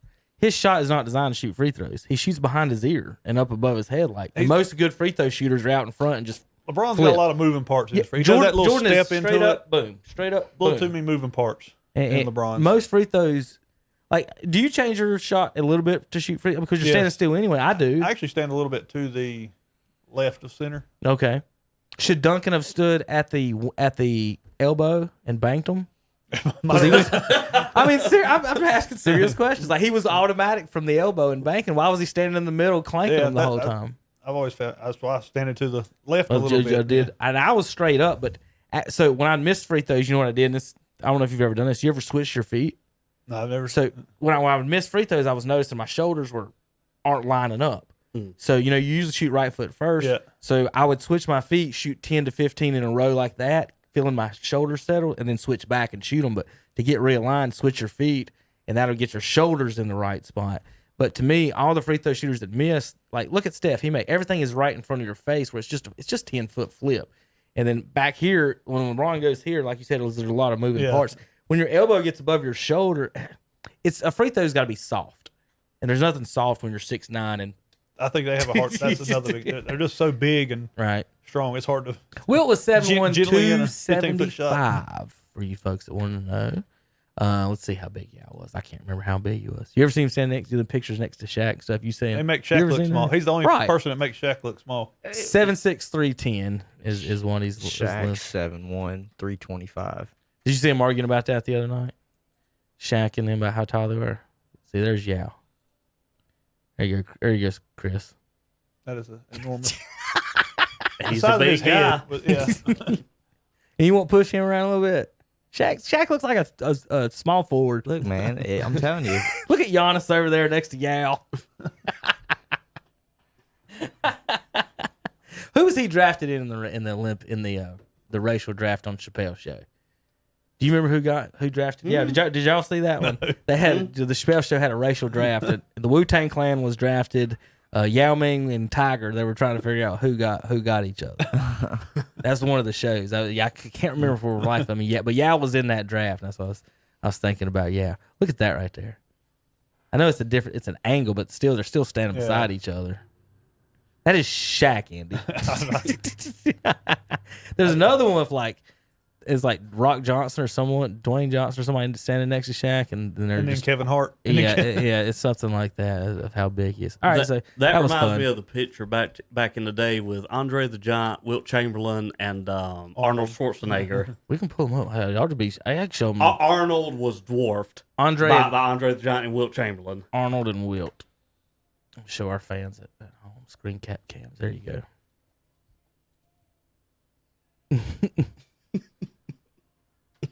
Yeah, that was for what movie? I totally forgot. Conan the Conan the Yeah. Barbarian. Yeah. Yeah.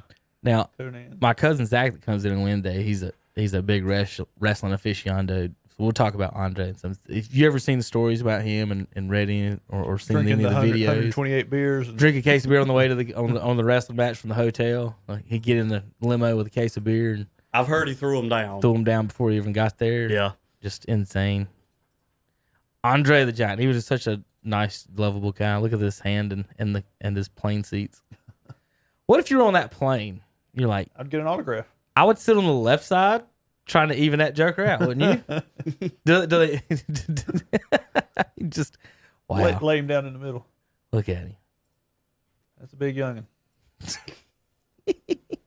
Big baby, isn't he? Oh gosh, my internet might come up sometimes. Oh, Andre the Giant.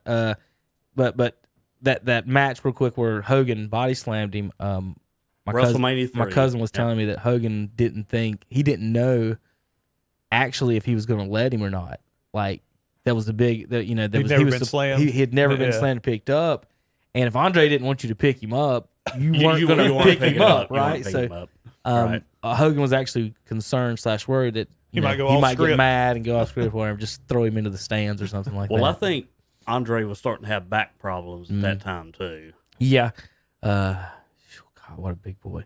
All right, let's move on. We had a little fun there. All right, my next real quick subject. We're going to get to the XFL in a minute for Hunter to get off on and on our tangents and how our fun. The Battlehawks. Did you see they're opening up the upper deck Yeah. for the next game? They're expecting a pretty good turnout.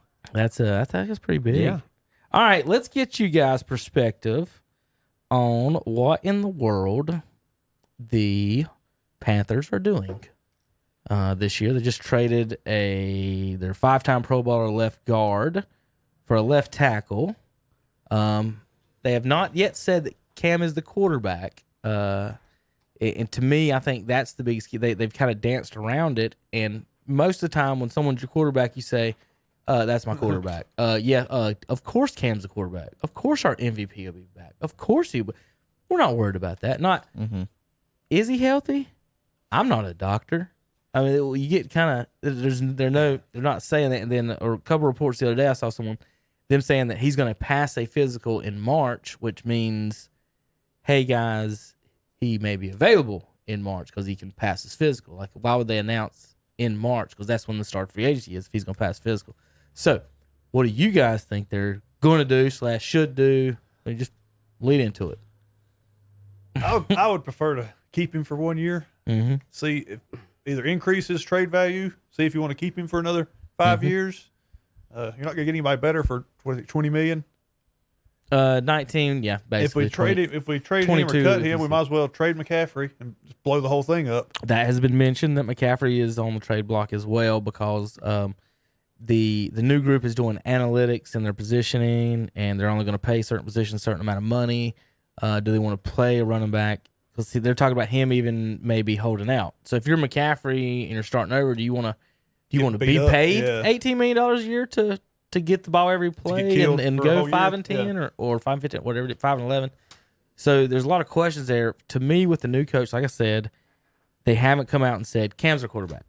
You know, most folks would, like, you know, if if that's the team's quarterback. Nobody ever comes out and says, well, if he's healthy, we'll see, blah blah. So I'm concerned that's what they're looking to do. If I'm the GM, man, if I'm playing video games, I'm playing Madden, right? I'm trading because last year Kyle Allen won 5 games. He's won 6 total, 6-7 in his career. Cam Newton's first year, he went 6-10. If you trade Cam, you get $19 million plus whatever you get for Cam, so 2-3 draft picks. So you can either have Cam Newton, or you can have $19 million in new players and 2 or 3 more draft picks to go on top of that. So is he that good enough to raise them to victory? Now, real quick before you go with that, in his 8 years of starting 10 or more games, he's only had 3 winning seasons. All 3 of those, he had a top 10 defense. Rivera only had 3 winning seasons in his 9 years because last year Cam didn't really play more than 10 games, obviously. So he only had 3 top 10 defenses while he was here. And Hunter gets him up in Washington. I don't know how he feels about that now. Rivera coming up there. It doesn't matter. We got Jack Del Rio as the defensive coordinator. Everywhere he's been, he's had a top 5 defense. Del Rio has been great. Well, I think the top 10 defense, and that's the only time you have a winning team, is you can apply that across the whole league for the most part. Okay. 49 of 54 Super Bowls has been won by a top 12 defense. So that gives you, that's my argument on all this. Trent Dilfer can win a Super Bowl. Brad Johnson can win a Super Bowl. Anybody can win. Build your defense. Last year, y'all were 31st in scoring. You were 31st or 32nd in run defense. And then Kuechly retired. So to me, you have to fix the defense first. But I think, what does the new owner, new coach say? I want to hitch my wagon to maybe Cam's health. That's another question. It's not what's best for Cam, what's best for team. A lot of this is what's best for their job. Like Matt Rule, he don't want to get fired in 2 years betting on Cam Newton, does he? Or a rookie. If they don't have a decent quarterback for the next 2 years, they're 8-8. Mm-hmm. Best case scenario, Panthers.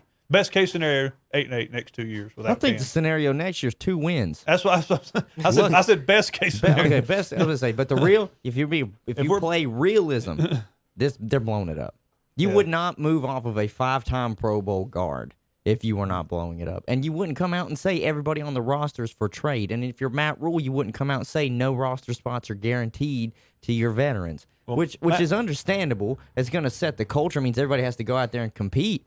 But I think the biggest glare was everybody's available. So you're going to give up basically who probably should have won Offensive Player of the Year last year in Christian McCaffrey. And I understand because a lot of people are now scared because of what Zeke did and the Todd Gurley knees on paying running backs that kind of money. I get it.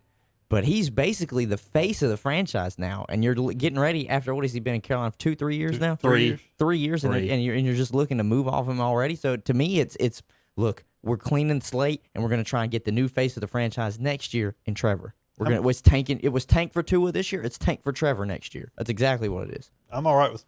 If we're going to tank, let's go all in with the tank. That's If we're going to do it, I- let's not I sit on the agree. fence. I agree, and I would apply that not only to an NFL team, but the NBA team. If you're going to tank, do it right. Don't semi-tank, blow the whole thing up. Hornets. Yeah, Just go ahead and say it. Well, yes, Say the it. Hornets should tank for about 3 years. But I'm not opposed to trading Cam. I don't know if he's healthy. Hornets started tanking when they drafted MKG 9 years ago. We've They been in just- but the Hornets don't do it the right way. They go Yeah, and they don't do trade it the for right way. Batum and paying too much money and all this I mess. don't know how you screw up tanking, but we managed to find a way. Yeah. Listen, this is the worst team I've ever seen in a long time, and there's 6 teams worse than us. Or 7. Well- How? They're doing it right. Okay. They're tanking right. The over-under this year, before real quick, Was what, Chris, 24? 24. I thought bet the house. Yeah. They ain't Under. making it there. They ain't making. I didn't realize 6 other teams was gonna be more garbage than what we were. Well, here's the thing. All right, so we drafted Yeah. Kemba, 2011? Yeah. Or when it was. Name another good draft pick we've made after that. Well, not a mediocre one, a good one. Now a good draft pick you made, but the front office traded was Shea Gilgeous-Alexander. you drafted him, and he's averaging Kobe 20 Bryant, too. points. And Kobe demanded a trade. He demanded it. He said, "Look, I ain't playing." But Shea Gilgeous did. I would have called his bluff. He wasn't going back to France. You talking about Kobe? I'd have put him in a Hornets jersey. And it's only because I only say Shea because I was looking through that draft and I saw that he was drafted because to me I think Shea is a rising star. Andy. He's a rising star in Oklahoma City. He player. went from averaging 11 points his rookie season the year before with the Clippers to a team that's his now, and he's up to 20.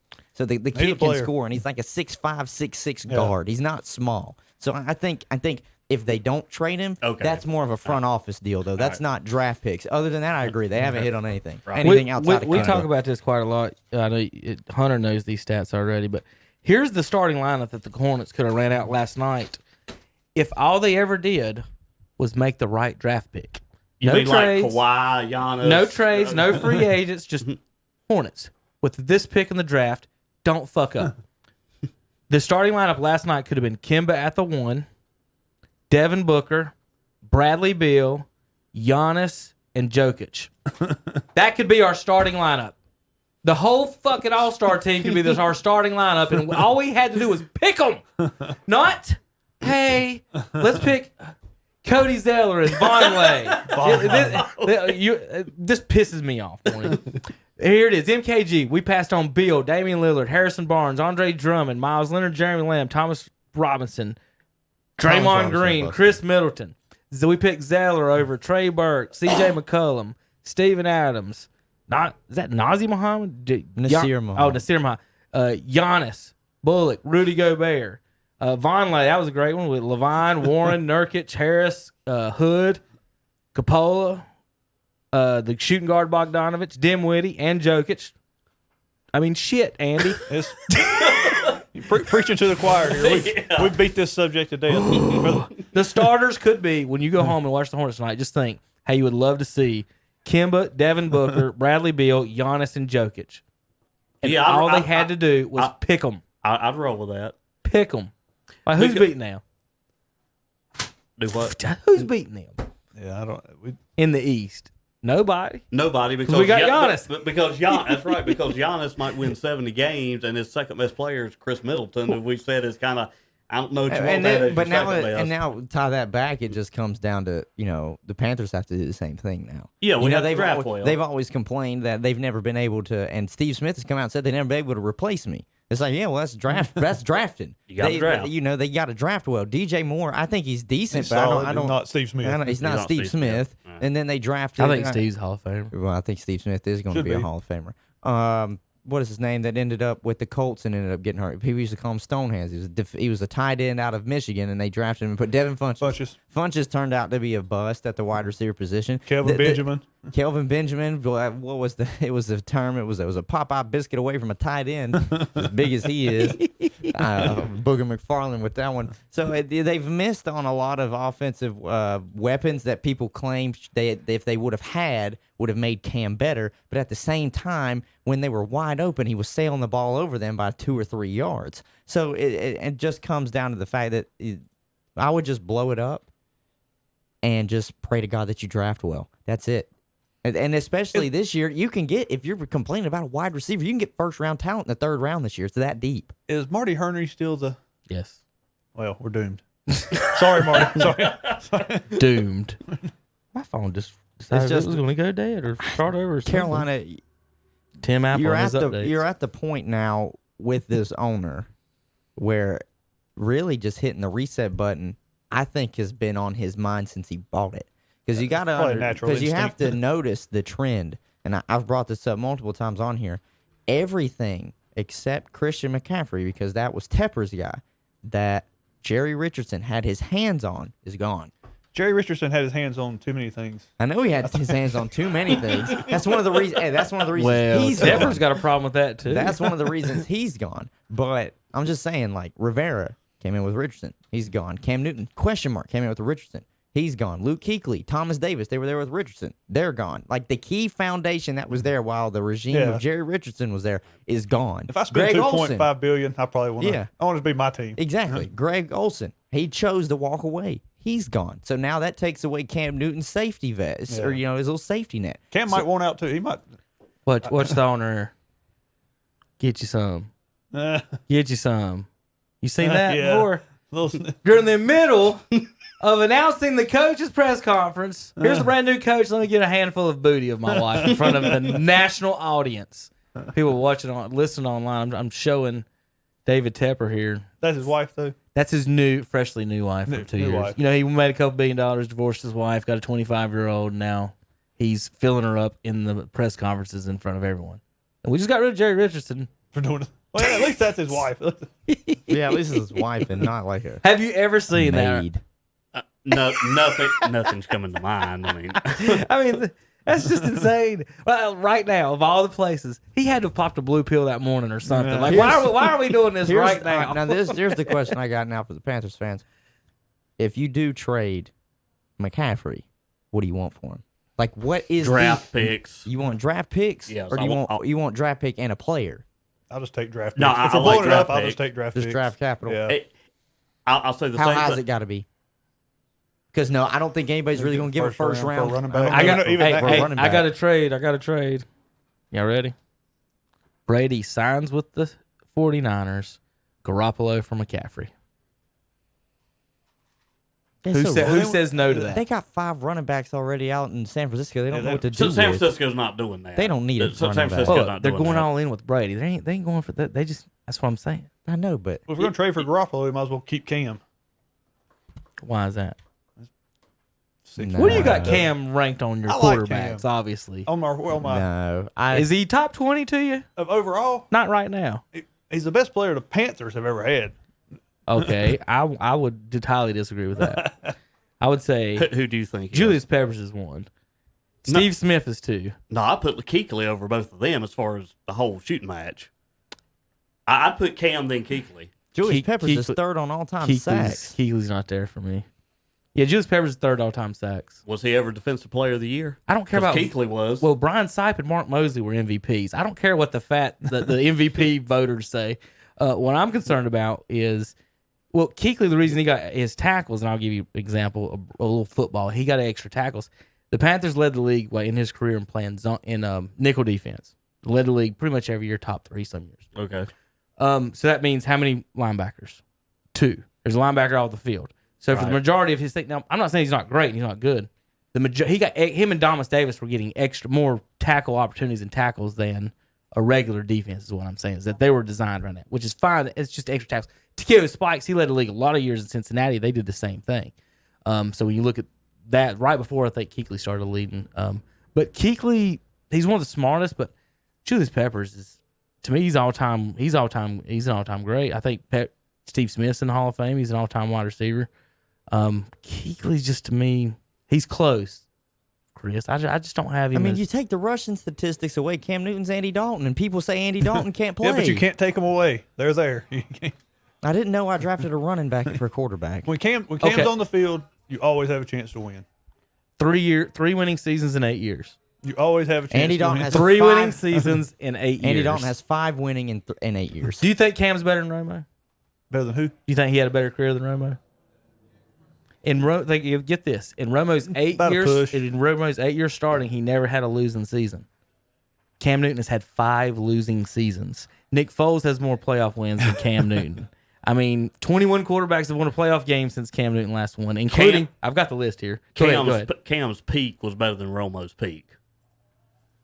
In my opinion, when was his peak? Okay, Cam Newton, when he threw for 35 touchdowns and rushed for Romo 10. got robbed of his MVP the year before or the year after, one of those two. They gave it to someone else when Dez called it that year. Romo got missed. I think he missed. He got robbed on MVP. Go ahead though. I think Cam's 2015 year, he threw for 35 touchdowns. He rushed for 10. I think that was It was an better. outstanding year. That one season.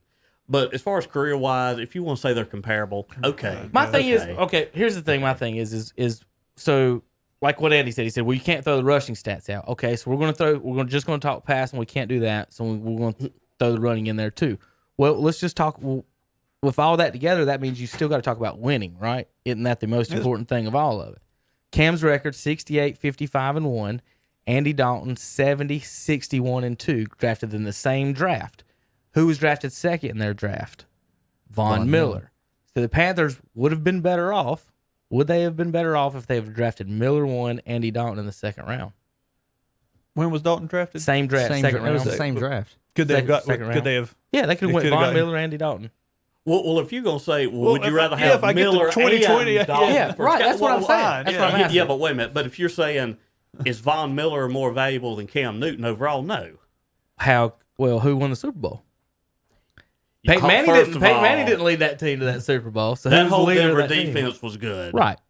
But I'm saying a quarterback, generally speaking, is twice as valuable as any other position. Twice. I don't think so. I do. Yeah, there are plenty of defensive ends that make Pro Bowls and their team never win anything. Like You're Mario right. Williams. How many You're times did Mario Williams make the Pro Bowl and them teams didn't do a thing? Only You hold on. Let's go back to something you said earlier about that 49 out of whatever top 49 and 54 defenses. Okay. have been top from 12. From Troy Aikman, your boy, forward. So about 30 years. Only 3 times has a Super Bowl winner not had a future Hall of Fame quarterback. Mm-hmm. So it's 27 out of 30. So when you say, yeah, you need a good defense, I'm going to say, give me the future Hall of Fame quarterback because that's going to tie more to success. All right, I got you one with the quarterbacks and the defense. All right, only 7 quarterbacks in NFL history have been drafted number 1 overall and won a Super Bowl. I know that. The last one to do it was who? Well, let's see. Here are the number 1 overall. The last one to picks. do it was Well, let me give you the against 7. the Panthers. You talking about Peyton Manning? Peyton Manning is the Okay. last quarterback to get drafted 1 overall and win the Super Bowl. It was Peyton Manning. Yeah, I got him. Eli Manning, Troy Aikman, Joe Namath, Terry Bradshaw. Who am I forgetting? Elway. And one more sneaky one. Plunkett. You got it. So there's the 7. Namath is the only one that didn't win 2 of that group. Added together, I think it's 16 of those 7 quarterbacks. So 16 of the 54 Super Bowls have been won by one quarterback.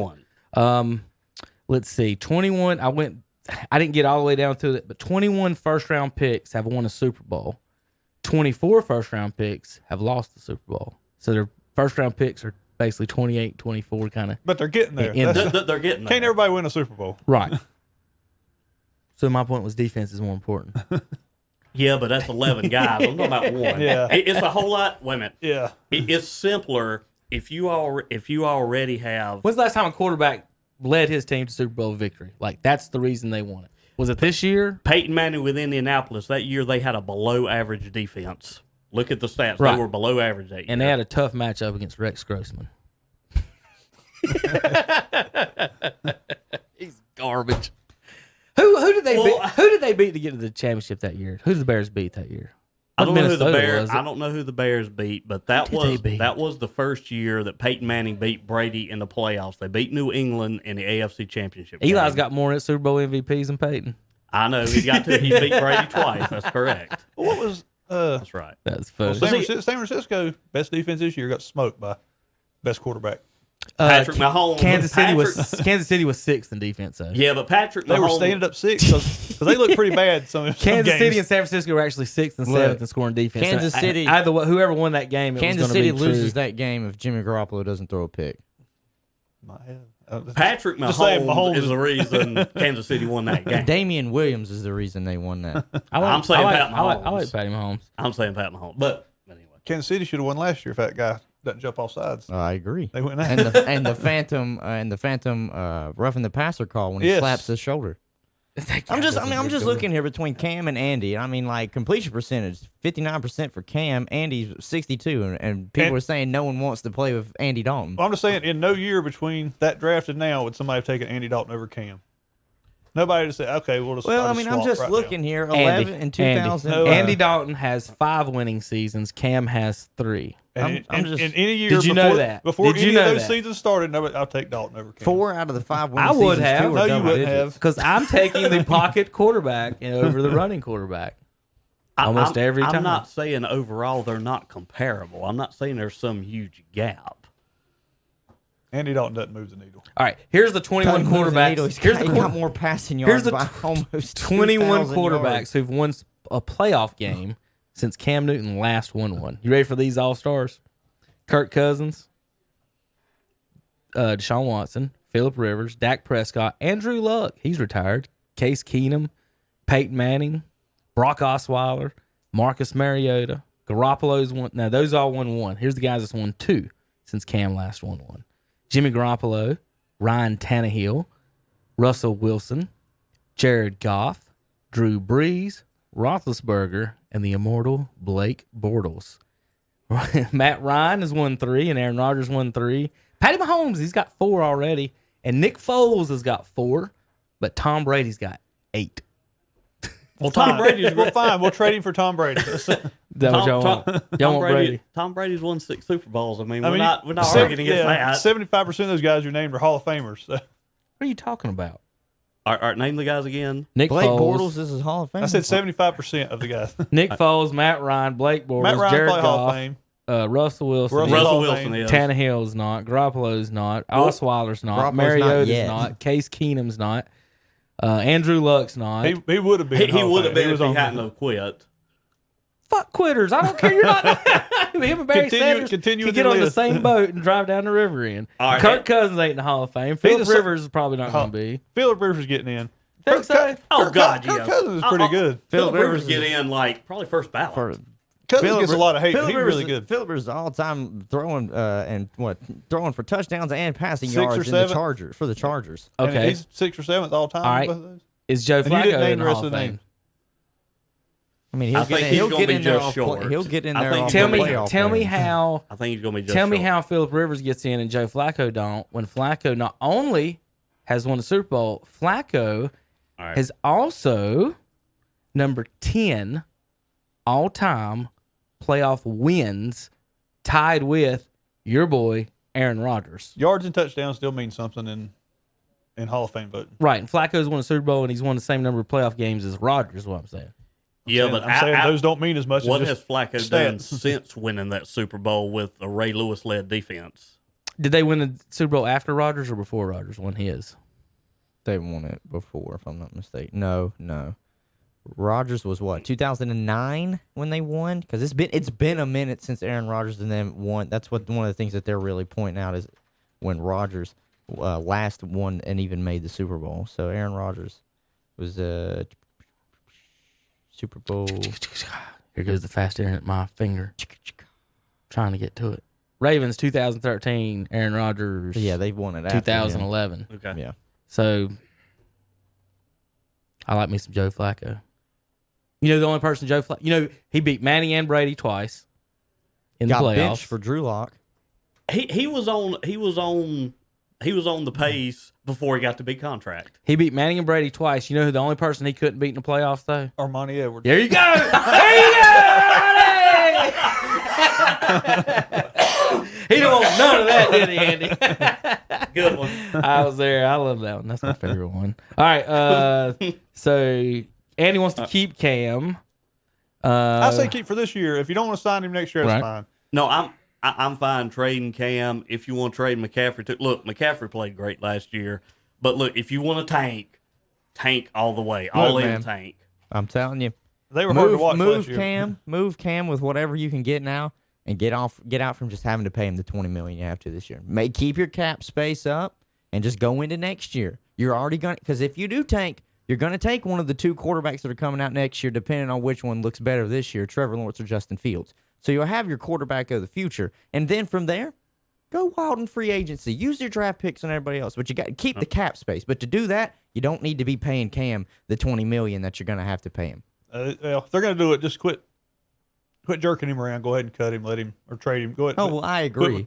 I think messing around. I think what they've done with this whole process is, they've just been beating around the bush the Yeah, whole time. I don't They like get a question and they will never give Panthers fans the fans, and I don't even care about me because I'm not a fan of the team, but I can see it as well. Like just tell the fans what you're doing, Yeah. so that the fans know and have their expectations for how the season is going to go. My cousin, her husband was talking to me the other night, and he said, "Look, if they just tank, that's fine. At least I'll just know. let me know. Yeah, I'll know about it. let me know the plan. And and he said, and it'll let me know that we actually have a plan going forward, and we're not just out here chasing our tail around well, we might try and win some, we might not. And you have the best opportunity to just tank, but not a competitive tanking, but." It's not so obvious because you can put Will Greer out there and say, we got to see what we have in him. He's our 3rd round pick. Is Kyle Allen, is he a free agent or is he still? Technically, they haven't even re-signed Kyle He's Allen. not re-signed. Well, you guys control his contract, and that's what I'm getting at. If I'm a new coach, new owner, you can control Kyle Allen's contract the next 2 years very cheaply. You could save, like I said, $19 million and spend that on your defense that couldn't tackle nobody, replace Kuechly with, and the draft picks to replace them. In the meantime, you run Kyle Allen and Will Greer out there. Are you going to win the Super Bowl next year with Cam? No, You going to win it the next year with Cam? Probably not. probably not. Okay, so I don't then, know though. So Depends then on if you, he's healthy or not. If he's Okay. healthy, okay, let's say if you don't in the next 2 years, you're in the fight. You're then in the fight. You're in the so what fight. you're really betting on is Cam might be healthy in 3 years, and then we'll be good. You see what I mean? At some point, he's gonna. I'm saying tank. I'm being clear about this. And maybe you don't have to tank. Like I said, Kyle Allen won 5 games last year with a 31st ranked defense. Cam Newton never had a winning record without a top 10 defense. So if Kyle Allen has a top 10 defense, They y'all might figured- win 7, 8, 9 games They instead. figured Kyle Allen out in a hurry. What's that? They figured him out in a hurry. Yeah. Something They you got said. I think it was the games of if tape, that Kyle was it for Allen him. I think it was- quarterback. I think it was the other team running by Yeah, that's about Kuechly. right. I think it was about the other right. team running by Well- Kuechly left and right was the problem. Yeah, Kyle Allen. Well, I'll tell you what. If Will Greer's your quarterback, you might go 0-16. It's completely honest. Andy had his West Virginia Will Greer. Just because of what I saw from last year, he looked overwhelmed. Yeah, But he was taken in the 3rd round. That's That's what's going gonna to happen. Fun. It's going to happen. And that's what I say to people about Dwayne. I can't jump off ship on Dwayne because in his last 3 games, he had an 86.6 rating. Like he was a top-rated quarterback at his position, and he didn't have the turnovers. But no quarterbacks in their rookie years, they never are outstanding. It's They gotta be never scary. have. They Yeah. never win 10 to 15 games in that season. rare. Very rarely are they even 500. So I'm I can't jump ship on Dwayne.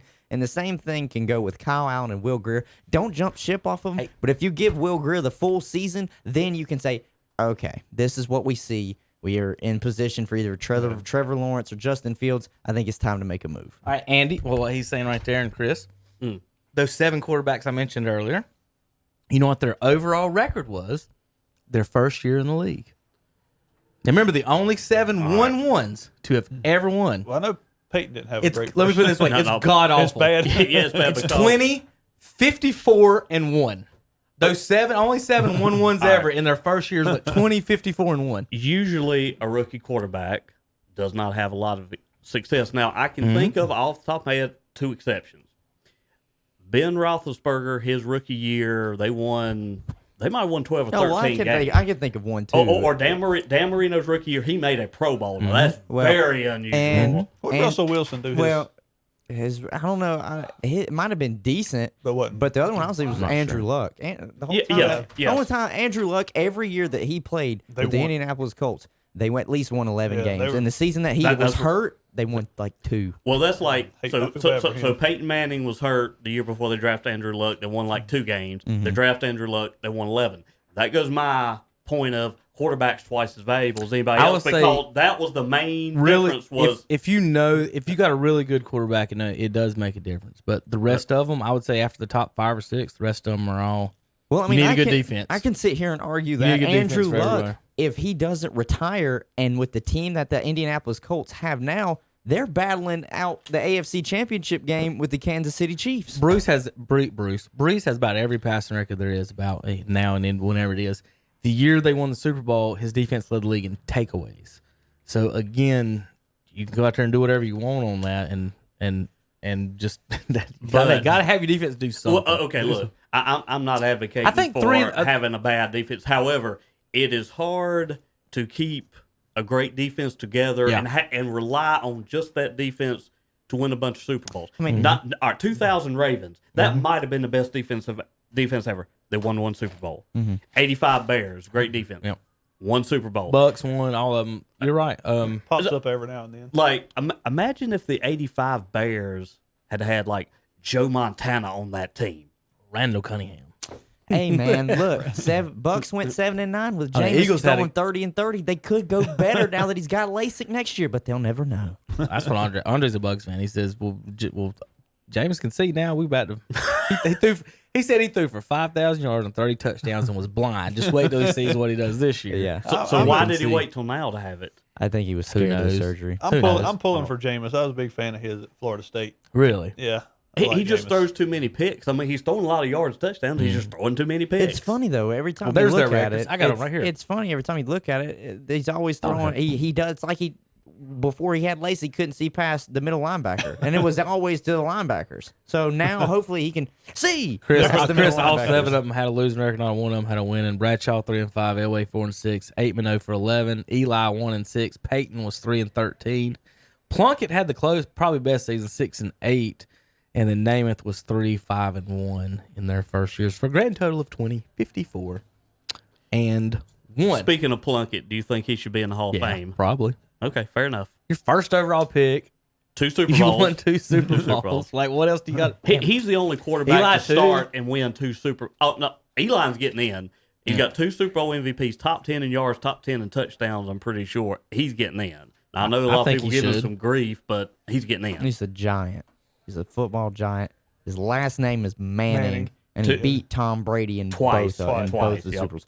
He's in. Yep. Yeah, I don't think it's a question. He's in. I don't like that's what I don't understand. People like, he's not a Hall of Famer. I'm like, why? Why What's is he your not? Why definition is he of not? Hall of What is he Fame? not? a Hall of Because Famer he's not for? Peyton. Yes. Is it because he's not? I'm just say he's got 2 Well, I mean, Super Bowl MVPs. I mean, the Peyton's look. won. Well, here's the thing. I mean, you got guys in the NFL Hall of Fame. Art. Joe Namath's in the Hall of Fame. His he- passings are garbage. He threw 47 more picks than touchdowns, and he has a losing record in the regular season, and he's in the Hall of Fame. Now, he I won- know why. he won 'cause one game. Super Bowl 3, and he's doing So this. he gets in, then Flacco definitely in. Well, Flacco probably is a better quarterback than Joe I'm not Namath going to was. riot if Flacco gets in. You know, You're not going to write if Flacco No. gets in.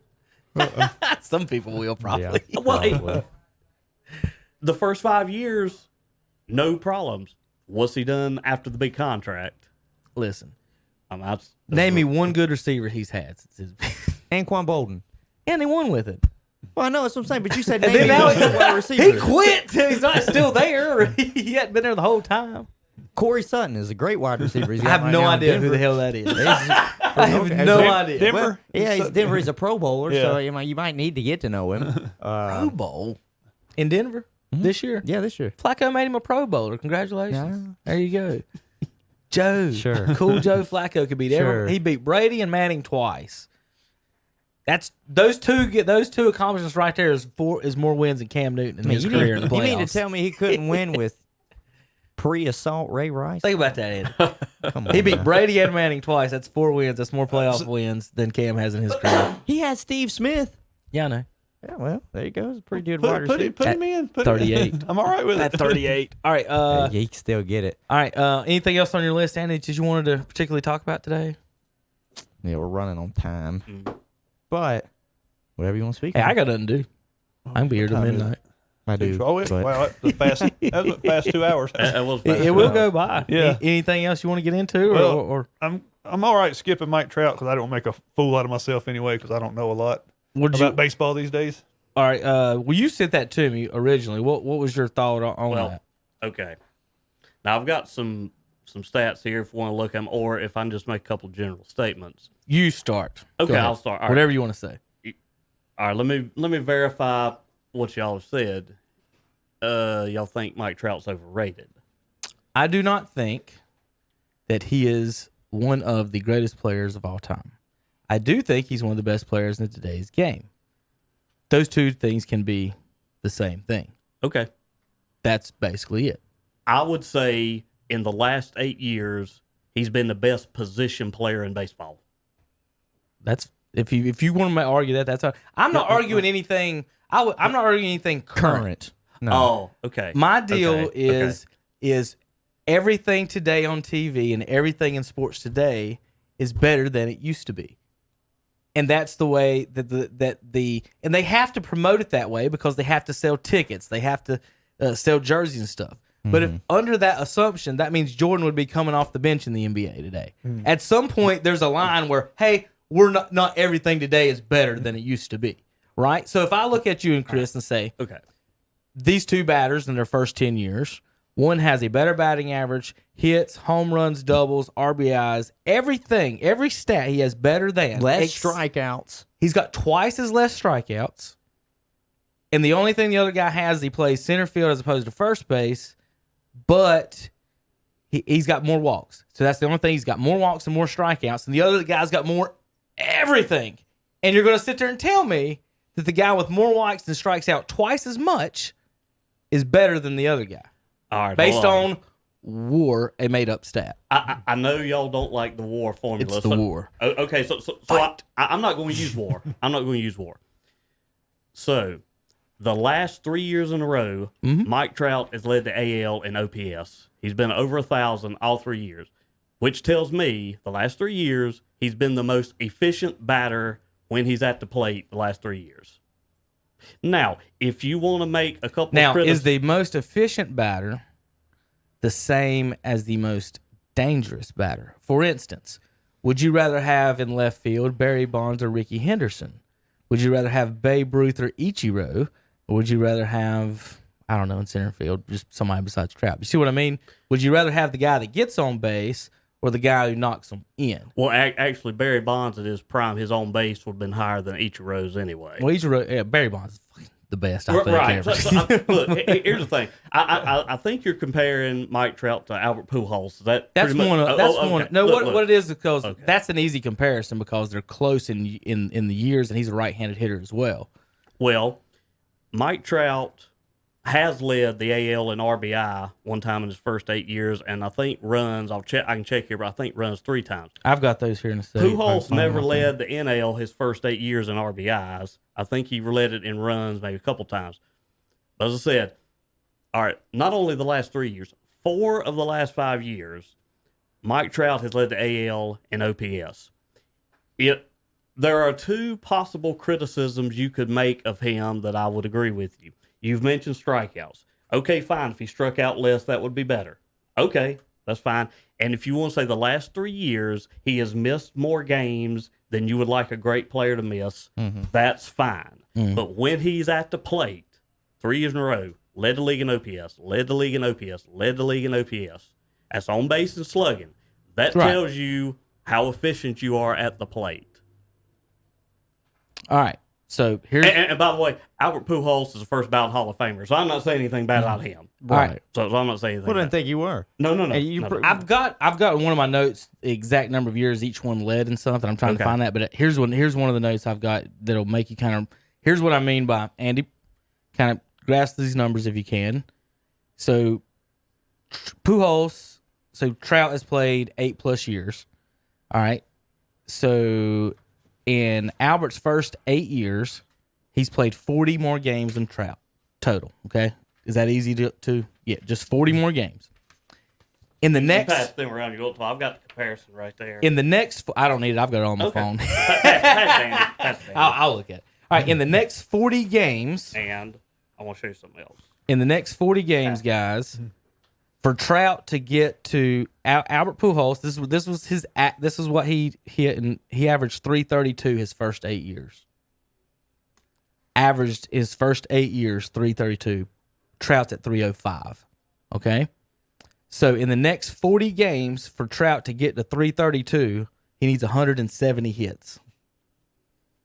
In the next 40 games, the Trout needs to go almost 4.5 hits a game.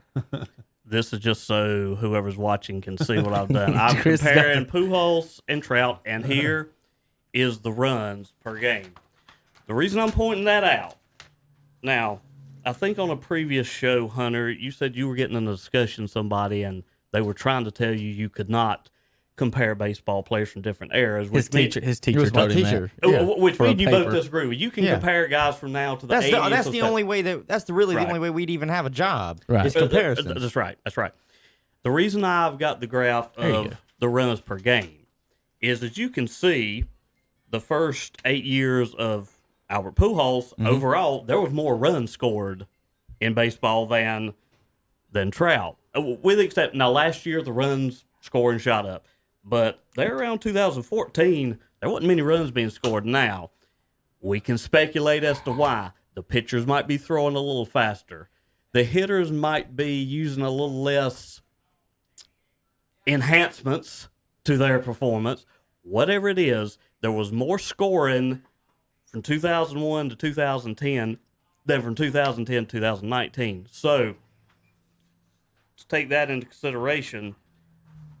As you said, Now, Chris, wouldn't an All right. explanation of that, instead of being ballparks, balls, working out, blah, blah, wouldn't it be say, well, maybe some of those guys are better hitters than the guys nowadays? For example, Chris, if Trout didn't strike out so much, wouldn't he, if he hit the ball and play more, he would be more comparable in some of these numbers as those guys back then? If players today struck out like they did then, like we've put up the years, like there'd be like 100-something guys strike out now, and there's only like 35 that struck out like then. So they're not putting the ball in play. They're sitting there swinging and miss. For example, Trout, in 100 times he struck out 7 out of 8 years. Albert Pujols never did that in 19 years. Not once has he struck out 100 times in his career. At the grand total in 9 years, Trout has 1,100. Pujols has 1,200 in 19. Like this year he might pass him in strikeouts in his 10th year and Albert's 20th year. So in half the time, and for if you real quick, if you did a strikeouts as batting average, you know what Trout would be batting? I think you said 258. 253. Oh, 253. All right. No, look, I'm not disputing that. If you say, would he be better But off turning some of the strikeouts into he's- hits? I'm Well, not, nobody's like I arguing said, that. real quick, like I said, I'm not saying he's not good.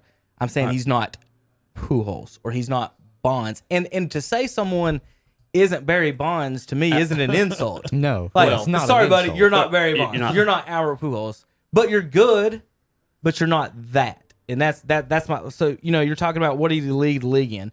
He's led the league in runs 4 times. You're right. He Yes. led the league in RBIs once. Yes. Okay, and stolen bases once. That's really the percentages. When you start adding percentages together, I think that's when we start getting into fuzziness. Like, did he lead the league in batting average? Never. Did he lead in OPS? On base percentage? Yes. Did he lead in the league in sluggings? Yes. I'll take those. But when we add them together, I'm not quite a fan of it as much. But look at Pujols. He led the league in hits once. Mike Trout never did. He led the league in doubles once. Mike Trout never did. Listen, look at Mike Trout's doubles. He's never hit 40. Let's count Pujols' doubles. 47, 40, 51, 51, 44, 45, 50. 7 times he's had 40 doubles. I counted 17 St. Louis Cardinals have had a 40 double season. Just in different Cardinals, and Mike Trout has never had 40 doubles. Yadier Molina has a 40 double season. He don't run faster than Trout. He don't hit, I would say, better than Trout. But why can't Mike Trout get to 40 doubles or 200 hits? And to me, it's because he's swinging and missing 150 fucking times a year. Okay. And so who's the better hitter? Okay. The guy who hits 330 and doesn't strike out, or the guy who whiffs at 250? Okay. All right. That's where I'm going with Okay. You say you don't like adding numbers together. Okay. Tell you what. Let's separate on base and slugging. Right, that's fine. Albert Pujols led in on base his first 8 years this many times. 0. Mike Trout's did it 4 years in a row. Pujols his first 8 years. Wait a minute, hold on. You said first 8 years. Pujols first 8 led the years. league in his 9th year. So Well, that's just 1 year. That's just well, marking a line, that's arbitrary line. Well, but you're comparing Trout's 8 years to Pujols' 8 years. Mm-hmm. If you want to say it's arbitrary, it's fine. But I'm saying 8 years, first 8 years. Mike Trout has led the AL in slugging 3 times in the first 8 years. Pujols twice. Now, to go to your point, in his 9th year, he also led it. Right. So I'm just Pujols is great. So that's not what I'm doing here. But as far as the strikeouts, you made a comment one time that, in your opinion, the worst thing a baseball player can do at the plate is strike out. Yes. I would slightly disagree with that. hitting into a double play is worse. That's worse than a strikeout. No. That's getting your guy and your teammate No, out. you're not getting them out. Here's why. That's worse. No, it's not. Here's why, Chris. From baseball folks, here's why it's not worse. It's not your fault, one, the guy caught the ground ball. It's not your fault the guy turning getting the first out at second caught the ball or they threw a good play. Remember, when you hit a ball in the air, the only thing a defender has to – this is what you're taught on the baseball field. When you hit the ball in the air, the only thing the defender has to do is catch it. If you hit a ball on the ground, the defender has to catch it. He has to throw it. Another guy has to catch it. So to get a double play, number one, a guy has to get on first. Well, that guy on first has got an option. If I don't want to get doubled up and I got a slow guy behind me, what can I do? Steal second base. So if your fat ass is sitting over on first base, not stealing second base, that's your fault. You got doubled up. Because one, you didn't make it to second, and then two, you could have broke up the double play. So look at all the variables just to get a double play before the hitter even gets thrown out at first. The shortstop's got to catch it. He's got to throw it to the second baseman. He's got to catch it, make a good tag and throw with the guy bearing down on him trying to break up the double play. Then the first baseman has to catch it, whether it's a good throw or not. Then the guy gets out. So the sixth thing, that's just top of my head, just ballparking it. So also, if a guy's on third base and less than with no outs, a runner scores in a double play. Right? Well, I know this. Can I do a sacrifice fly to right field and they double up the runner at second and the guy on third scores? That's a double play. All of those are better. I'm glad you mentioned sacrifice flies. There's about Nobody's ever said that before. Yeah, I'm glad you mentioned sacrifice flies. There's about 3 times as many grounded into double plays in baseball as sacrifice flies. Mm-hmm. About 3. I'd rather have 1 out than 2. Now, granted, I'd rather have 0 than 1. Right. But the reason he hits into double plays, by the way, Albert Pujols 4 times has led the league in grounded into double plays, and according to this, he's the all-time leader at 395. All these runs Trout scoring, who's knocking him in? All the runs that Trout's scoring, how does he score if he doesn't knock himself in? Well, he has 285 home runs, so Right. those he's knocked himself in. So 700 times someone else has knocked him in, or 620, 18 times. Okay. All right, Albert Pujols is one of those folks. So so you walking or you getting to second in some way doesn't mean nothing if the guys behind them don't knock him in. And that's my argument is that would you rather have Ricky Henderson or Barry Bonds, the whole Ichiro type thing. And to me, once again, I'm not saying Trout's bad, but all right, and let me go through some of these stats real quick that I've got. In the next 40 games, Trout needs 44 runs to tie Albert Pujols. In the next 40 games, to tie Albert Pujols in hits, he needs 197 total hits to tie him. In the next 40 games, he needs to hit 89 doubles to tie Albert Pujols. He needs 34 home runs in the next 40 games. And to tie Pujols in RBI, get this, in the next 40 games, Mike Trout needs 971 RBIs in the next 40 games to tie Albert Pujols.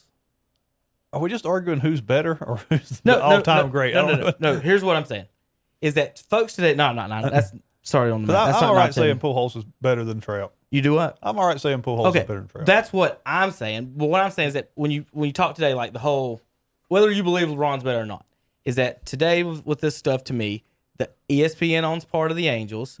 WAR is a made-up stat where hits count the same as walks if you look at the formula for the most part. No, that's close incorrect. it's close to it. That's incorrect.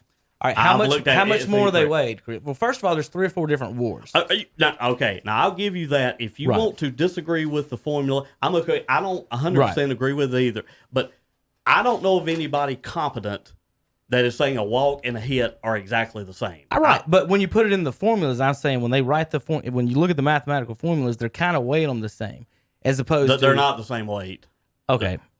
All right. But anyway, they're not the same weight. All right, then, Chris, if I can go, like I said, I can go through and say Pujols has more hits, more doubles, more everything, and then the only thing that Trout has is more walks, and then he's got a better WAR than that. Then that's obviously walks are weighed.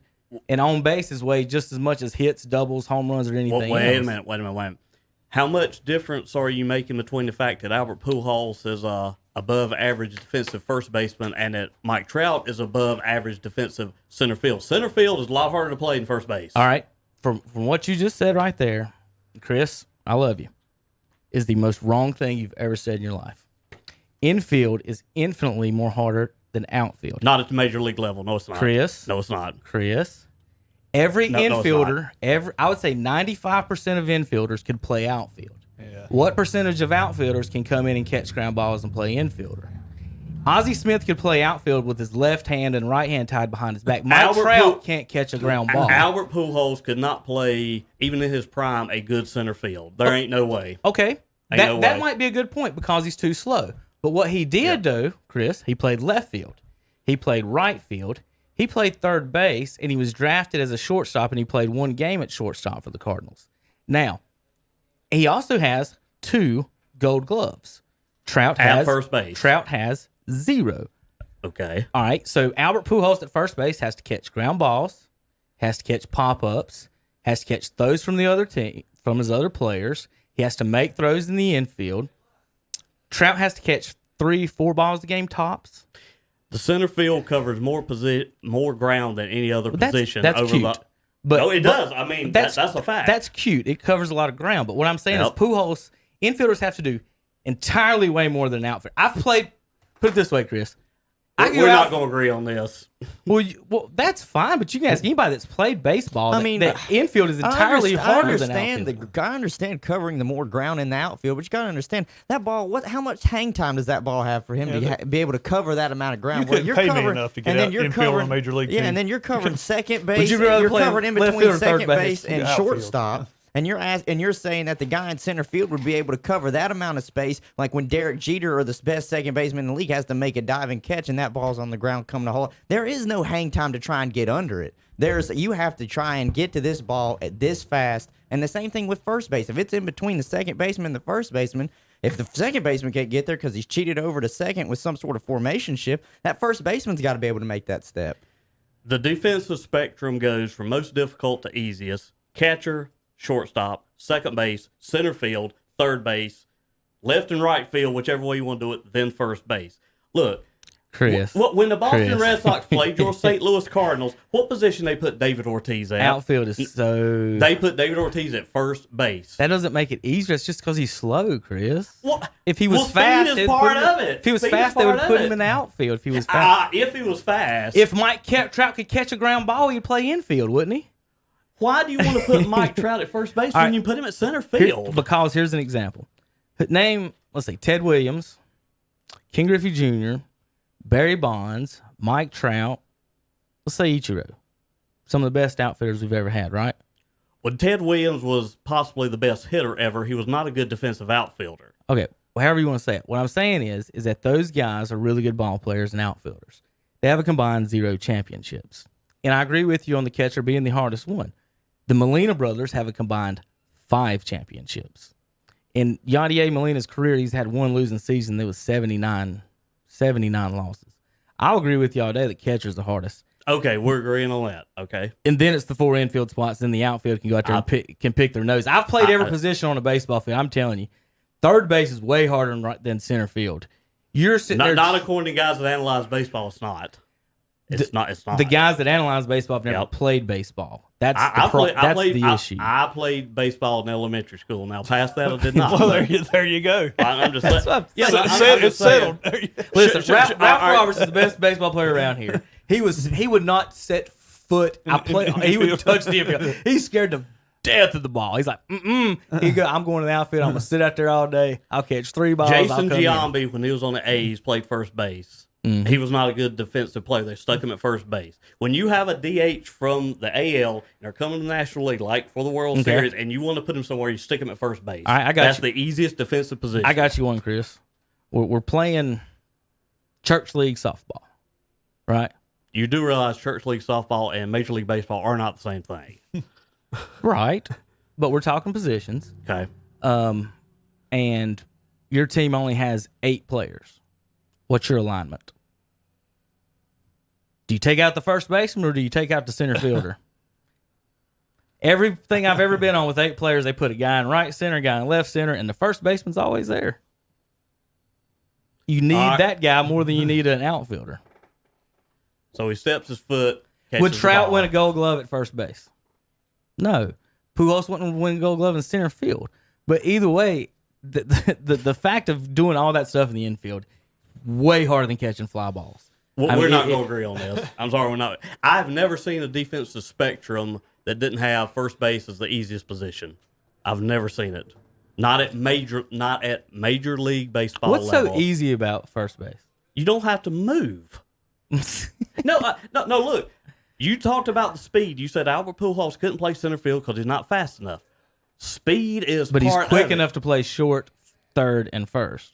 If Albert Pujols was good enough to play decent defense with shortstop, they'd have put him at shortstop. Well, not necessarily. You got better defenders at shortstop. If you got better somebody at certain positions, Chris, you put them at the different positions they're better at. If they had a really good All right. first baseman, Pujols would have been in right field probably. If Matt Carpenter was still there, they just stuck Pujols in right field. But All right. Jeter can play outfield, could he not? I mean, what infielder could not play outfield at one of the positions? That's just. Most first basemen cannot play a competent center field. And almost all center fielders could never play first base. That's the thing. You have to be able to catch a ground ball and pick balls. If you've never picked a ball, You're gonna die. if you've never then picked why- a ball at first, you're going to be awful. Then why do players like Jason Giambi, David Ortiz, not good defenders, they stick them at first base when they have to stick them somewhere? They stick them at first. They're not sticking them in center field. That's about their speed, not Yeah, not their their ability. not their hands ability, Chris. Speed is part of it. So is catching the actual ball. Like you have Okay. to catch the ball. I can put Michael Johnson at first base or Carl Lewis at first base. He dives out of the way of it. I'm sorry, I can't put speed in baseball. I can't give a sport where all the fastest you have to run is just 90 feet and then you're done. I can't. I'm sorry. Ricky Henderson, he used his speed to steal bases. Like, See, to 90 Nelson's feet, really and then they good stood at picking there. out one 90 feet one and then they outlier stood there. to make his example. 90 feet and then they stood there. That's I'm sorry. know, Look, I like I baseball. gave different I examples like of guys. baseball, but baseball is the low tier for me on sports because I can't. I don't give it to people to stand there like for 3/4 of the game. Well, Bond sat there in left field with a glove about this big. He had a strawberry basket out there in left field. And during his later years, his early years, he could move pretty good. But yeah, they never moved him into first base. Hey, outlier anyway with that. They never moved Bonds into first instead of sticking his big-headed ass out there in his strawberry basket and left. Because why are you going to waste speed at first base? He wasn't fast then. He stole bases. Now, look, He stopped stealing and getting doubles Wait a later in the year. Barry Bonds was faster when he was young and thin, Yeah, when he rather weighed than less when he was all 230 pounds. right when he was all jacked up. But he could still steal. He just didn't steal much. Trout has been intentionally walked 100 times in his career. Barry Bonds in 2004 was intentionally walked 120 times. Well, you're probably talking about the best hitting one. He was walked with bases loaded. Barry Bonds' That's awesome. back-to-back season might have had the two best hitting seasons ever. One time he set the major league record for on base, and 1 year he set it for slugging. I mean, Trout is on pace to be Rafael Palmeiro in home runs.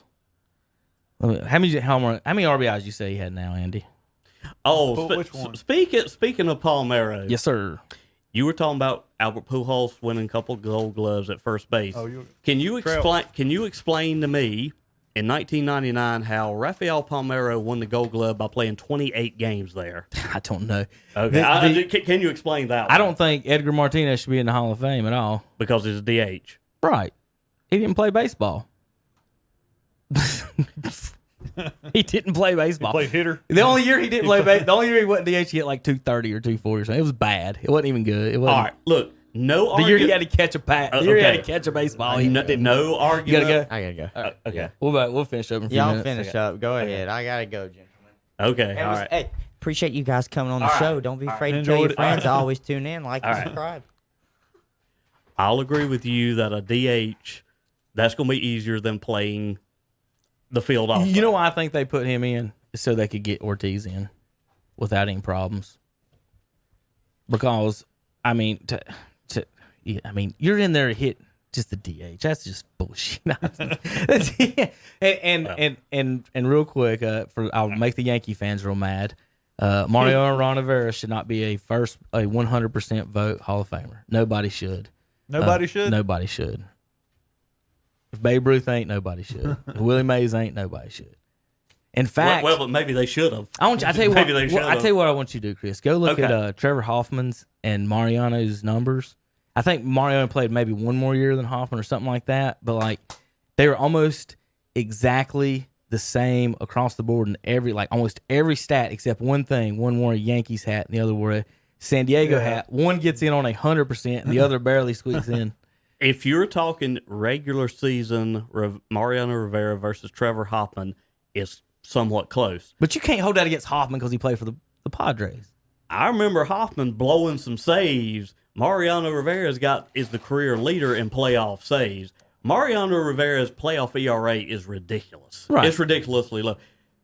In the playoffs, Mariano was way better. But get in the this. regular season, it was somewhat close. Andy, I got something for you. So how many saves do you think Mariano averages a year? Was it around 40? Is that what good closed in his career? I can't remember. Probably played 20 years. He was Hey, what would he end up with? 600? I mean, I could look. Let's say 40. Let's say you say 40 games. Okay. Right? Okay. All right. Times 20 years, that's... Well, that's 800. They don't have 800. Let's say 40 times 15, 600. Okay. So I somewhere, think 40 is the number on the average that he might have had. So Okay. let's say a good year you get 40 saves, right? Okay. All right. So you help your team win 1/4 of the games by pitching in getting 1/18 of the outs. One inning. Right. So, Okay. Andy, a guy who only helped his team contributed 1 out of every 4 games and only 1 out of every 9 innings in those 4 games got 100% of the votes. That's the slight issue I have with the 100% on. I'm not saying he's not a Hall of Famer. Yeah, I don't Same mind thing that. with Trout. I'm not saying he's not good. Okay, But okay. how does a closer? It's not even Mariano. It's a closer. Someone who's only played a small percentage of his team's actual innings He played Get the- 1,200 innings. get every vote Every ever. vote. He played how many innings? 1,200. How many innings is this season? 9 times 162. I can't do math. 1,400. So he played less than one he played season. one season. That I'm Think about it. That's my point. Mariano Rivera played less than one whole total season of baseball in his career, and he's 100% votes for Hall of Fame. That's the issue. You see what I'm saying with that? Well, I think some other guys should have been 100%. Right. So, Now that's a different. That's a different question. right.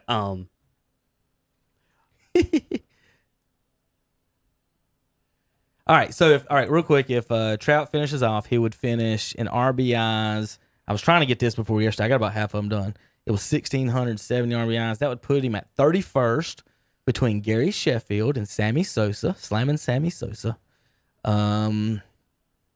Folks ahead of him: Cabrera, Cal Ripken Jr., Tommy Ray Jackson, Big Frank Thomas, Adrian Beltre, Honest Wagner, Ortiz, Frank Robinson, Simmons. Andy, you said he's got 285 home runs. Is that right? Is that what's in front of me? Yeah. I think that puts him in that's where I was being by Palmeiro. I think he puts him right near Palmeiro in all-time home runs. If he, what I'm extrapolating that, Okay. he's played 9 years. Now, other teams, he's only played 8 full seasons, but Right. since the other guys, I don't know when they got hurt, missed years. I wasn't looking up everybody else. No, that's fine. I just did 9 years. No, that's fine. That's So, fine. but That's what fine. I did it out, I averaged it to 20. So if he's got 285 divided by 9 times by 20 is how I Okay. did it. This is Okay. where he would rank. This is what I mean if he goes on. Okay. If he plays 20 years, same pace he's got now for the first 9. Are we following? Yep. Does that make sense? okay. Is that Okay. is that math sound kind of? That's Is that fine. fuzzy math sound? Sound-ish. Yeah. That's okay. That would put him at 5. Between Albert and King Griffey. What is it? 285. I got the 633. 570. but I got 633. What's 285 times 2? Oh, I didn't do that. I did that was stupid. My fault. You're right. 289 divided by 9. You Okay. put him at where? 633. So, it'd be So that would between- put him right at Under King Albert. Griffey Jr. area. If he continues the same pace Same page. for 20 years, he's around 6 or 7 between Pujols and Griffey. If he continues the same Big pace if. for That's- 20 years. Well, That's- I mean, Like- think can about happen in it. extra Think about that's what I'm 2 saying. years, You've got to do everything you've done now And you're getting older. again, then 2 more years past Yeah. that because While he's you're only getting been in the Elite Right. 9. While you're getting older. While you're getting older, well, if you look on that sheet at Albert Pujols, his numbers with the Angels aren't Right. nearly as good as they were with the Cardinals. I mean, it's not even close. So my thing with Pujols is his 11 years of the Cardinals, I think, is the greatest right-handed hitter in 11 It's up 11 there. years to start ever. That's a, Think about this. He hit the 330. You know that stat, the 330, 100, 100 club, whatever. The 330, 30, 100 RBI. okay.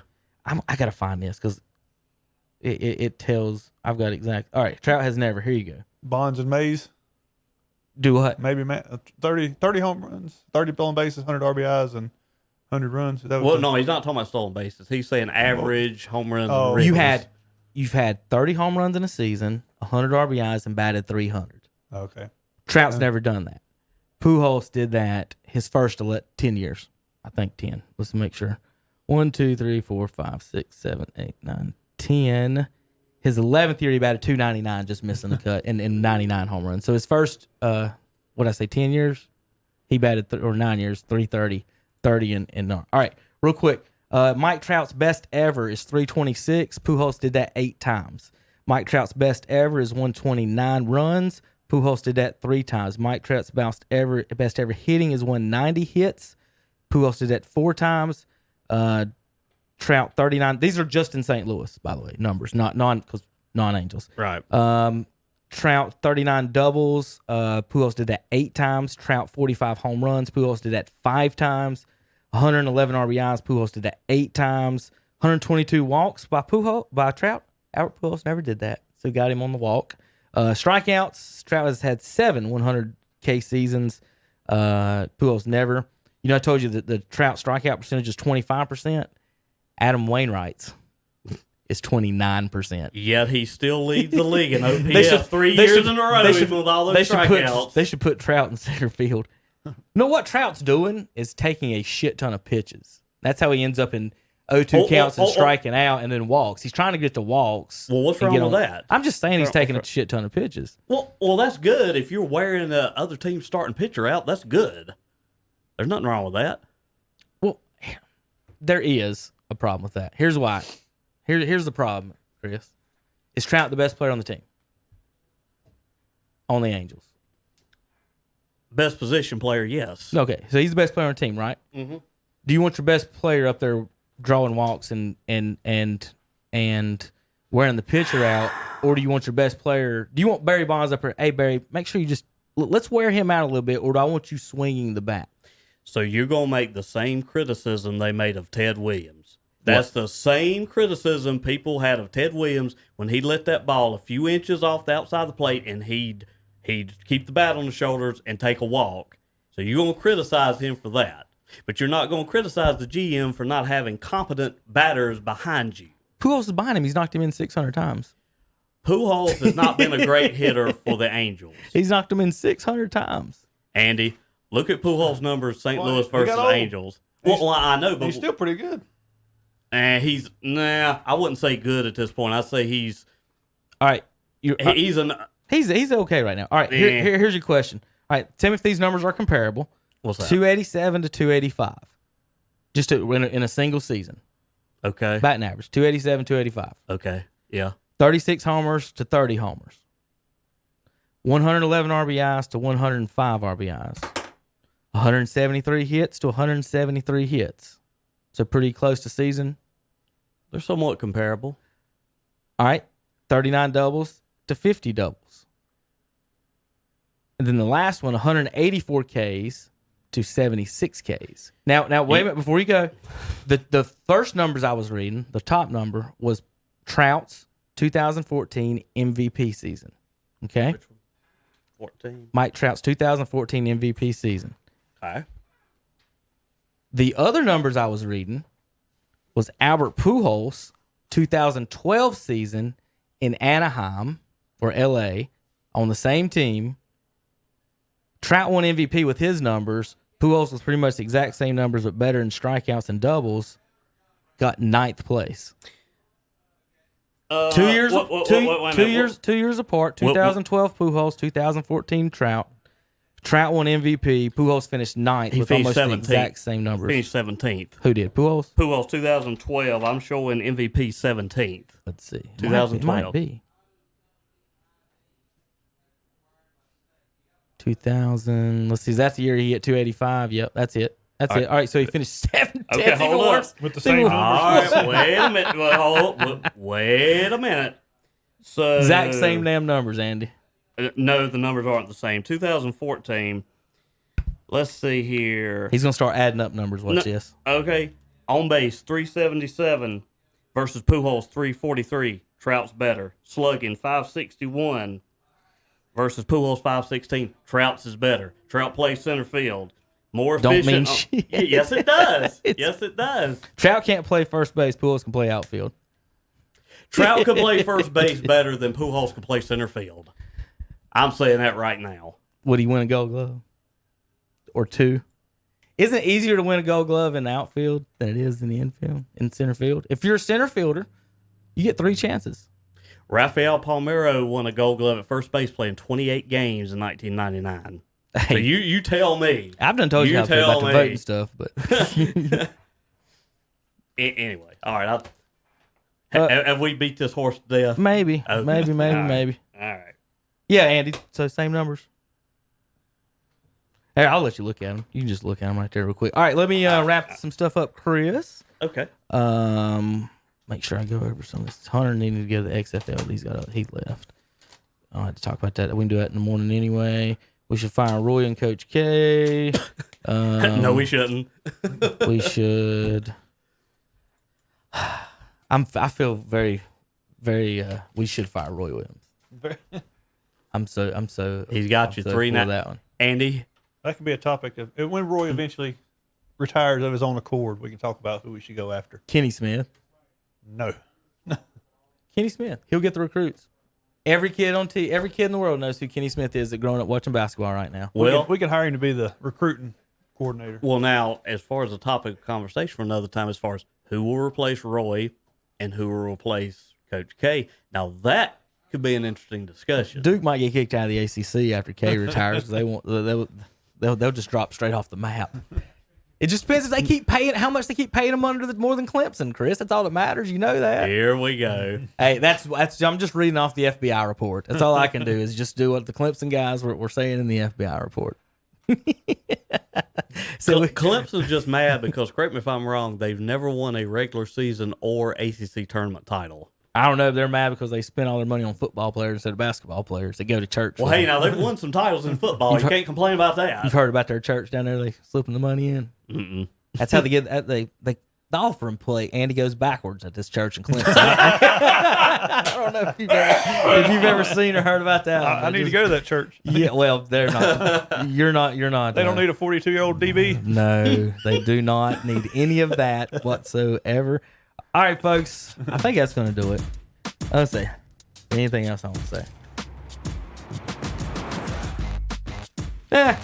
I guess that's it. All right, thanks, Chris, and then Andy. All right, coming in enjoyed today. it. All right. Folks, you can download Apple and Spotify and all the other places. As usual, watch it live on Facebook and watch the replays on YouTube. Thanks, everybody, for watching on KTCBroadcasting.com.